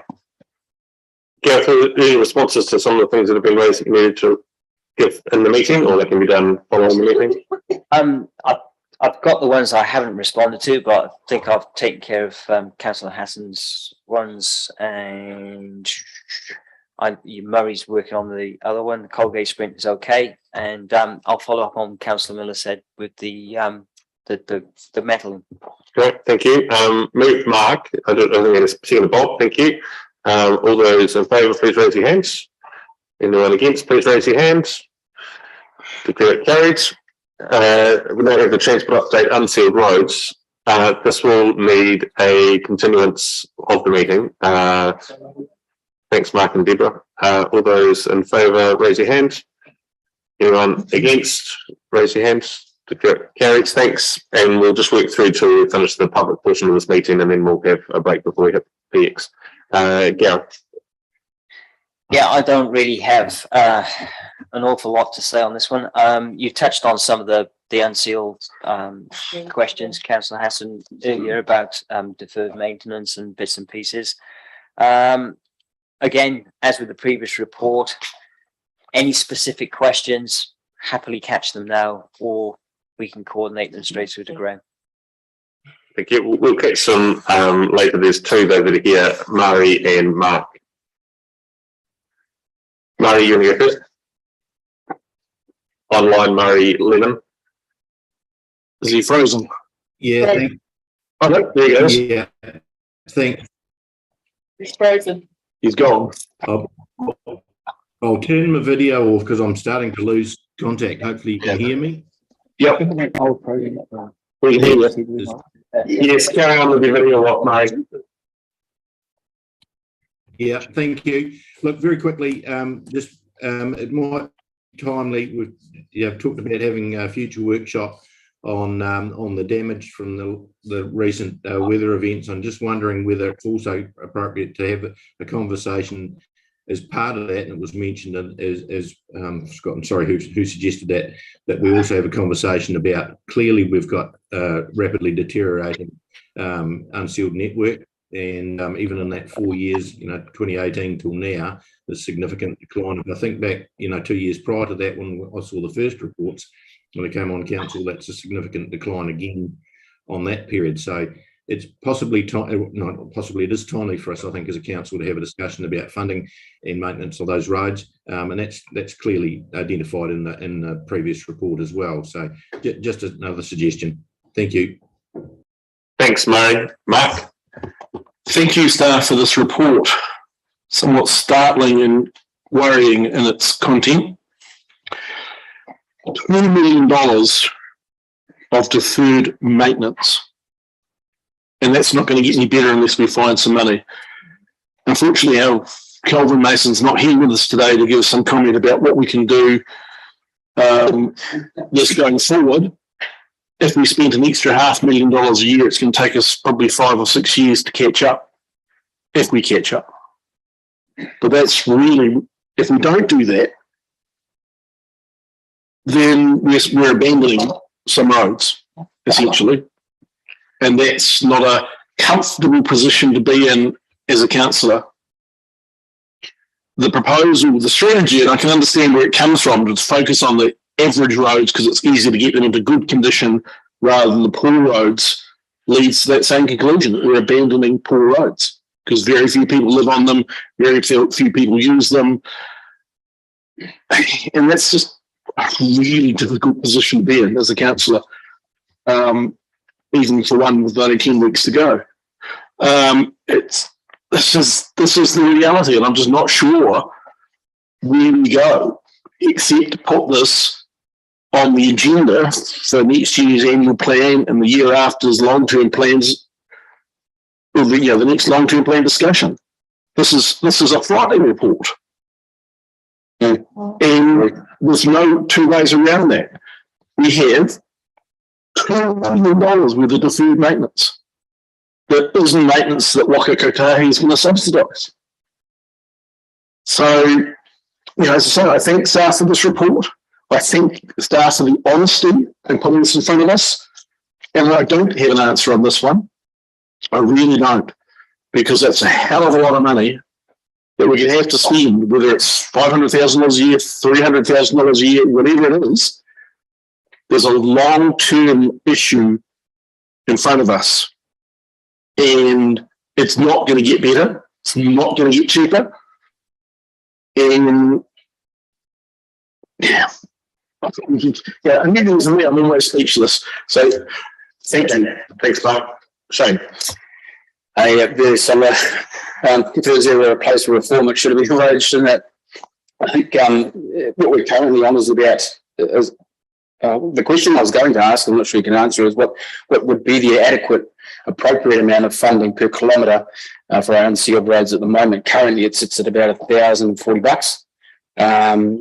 We need about 3.2 divided by the amount of road we've got at the moment. It works out to about $3,076. So is that the appropriate amount? But you know, at the end of the day, our roads are going to need a lot more funding than what's currently going into them. Where's it going to come from? If there's any place to invest our money, it would be back into our roads, and it's going to be a difficult one to sell if we're investing in infrastructure. It's a liability, putting it elsewhere. But a lot, what you said, Mark, around abandoned roads is definitely some of the sentiment that's coming through from the community at the moment. So I think it's absolutely achievable. It's $2 million, but it's obviously going to require a lot more than that. I just want to know what that figure is to keep it up to a sustainable standard, and where the contractors are at. Thank you. Yeah. It's a bit like the Farm Act, though, isn't it? Someone has to make the hard decisions about where you spend your money, isn't it? And importantly, Gareth and his team have to do that. But I guess that's the whole decision-making process, isn't it? Is that which expenditure line do you defer, and how, you know, and from the outside, from the governance side, it appears from the rural perspective that, okay, we can defer that expenditure and we'll spend it somewhere else, which could be traffic lights in Ralston or wherever it might be. And so you got this perception that, again, you're being disadvantaged. And probably that report hasn't really helped that, to be honest. But I mean, the simple solution is we've got $3 million of unbudgeted dividends from our investments this year, which we are budgeting having. So if you are of a mind, you can solve it tomorrow. Thanks, Grant. Murray Washington. Yeah, look, I couldn't agree more with the sentiments around the room, around the condition of the network, the underfunding, the priorities that Waka Kotahi put on our funding. I would suggest that this is worthy of a workshop and a report to council around funding options, probably when the new class gets sworn in October, Sam. It's probably one very important for the new council to address. Sounds good. Thanks, Murray.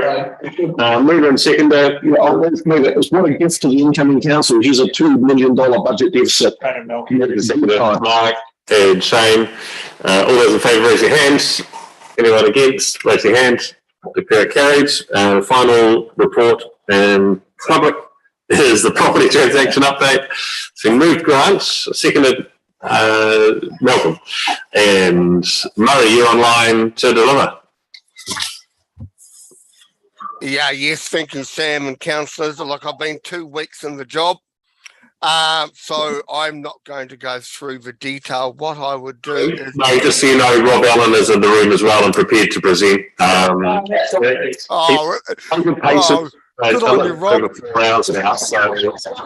Look, I would just say, if you've got any queries or any questions, we'll take them, we'll answer what we can, and leave it to councillors to go through it. Thank you, Rob. I'm happy the report is taken as read. A lot of them, I'm happy to take questions on where my name is mentioned, and I'll take questions on the other matters and input and get information as required. Great. At the start of the meeting, I mentioned that Mark had a notice of motion that we might include as a part of this report. I'm speaking with Mark over afternoon tea. I think it requires significant attention that we'll do it over August the 10th at the next meeting, rather than trying to rush it through into this piece here. So, yeah, that's where that will sit. Mark? Yeah, I actually have an update that I can put to this report. Cameron Moore and I had an email conversation this morning about the opening date of Reed's Pit. That was scheduled for the 1st of August. The remediation work's been delayed. And given the wet weather we're having, it's much more likely to be the end of August than the start of August, because you wouldn't want to open it to public now. It would simply cut up and be destroyed. So that date, because that's been an issue that's been dear to my heart, is more likely to be the end of August than the 1st of August. Thank you for the update. Shane. To funding toilet Kiwi, I can't see it in either round of 5 or 6. Now would be the perfect time, I would have thought. To funding toilet a Kiwi. Well, it's not on there at all in either round 5 or 6. So I just wanted to know where that sat. I can get some information and get back to you on that. Thank you, Shane.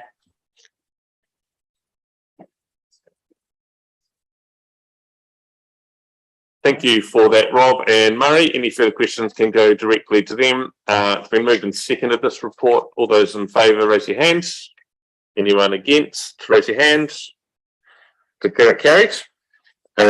Thanks, Rob and Murray, for that. We may have a resolution to exclude the public. Mover and seconder, Nicole, Bob.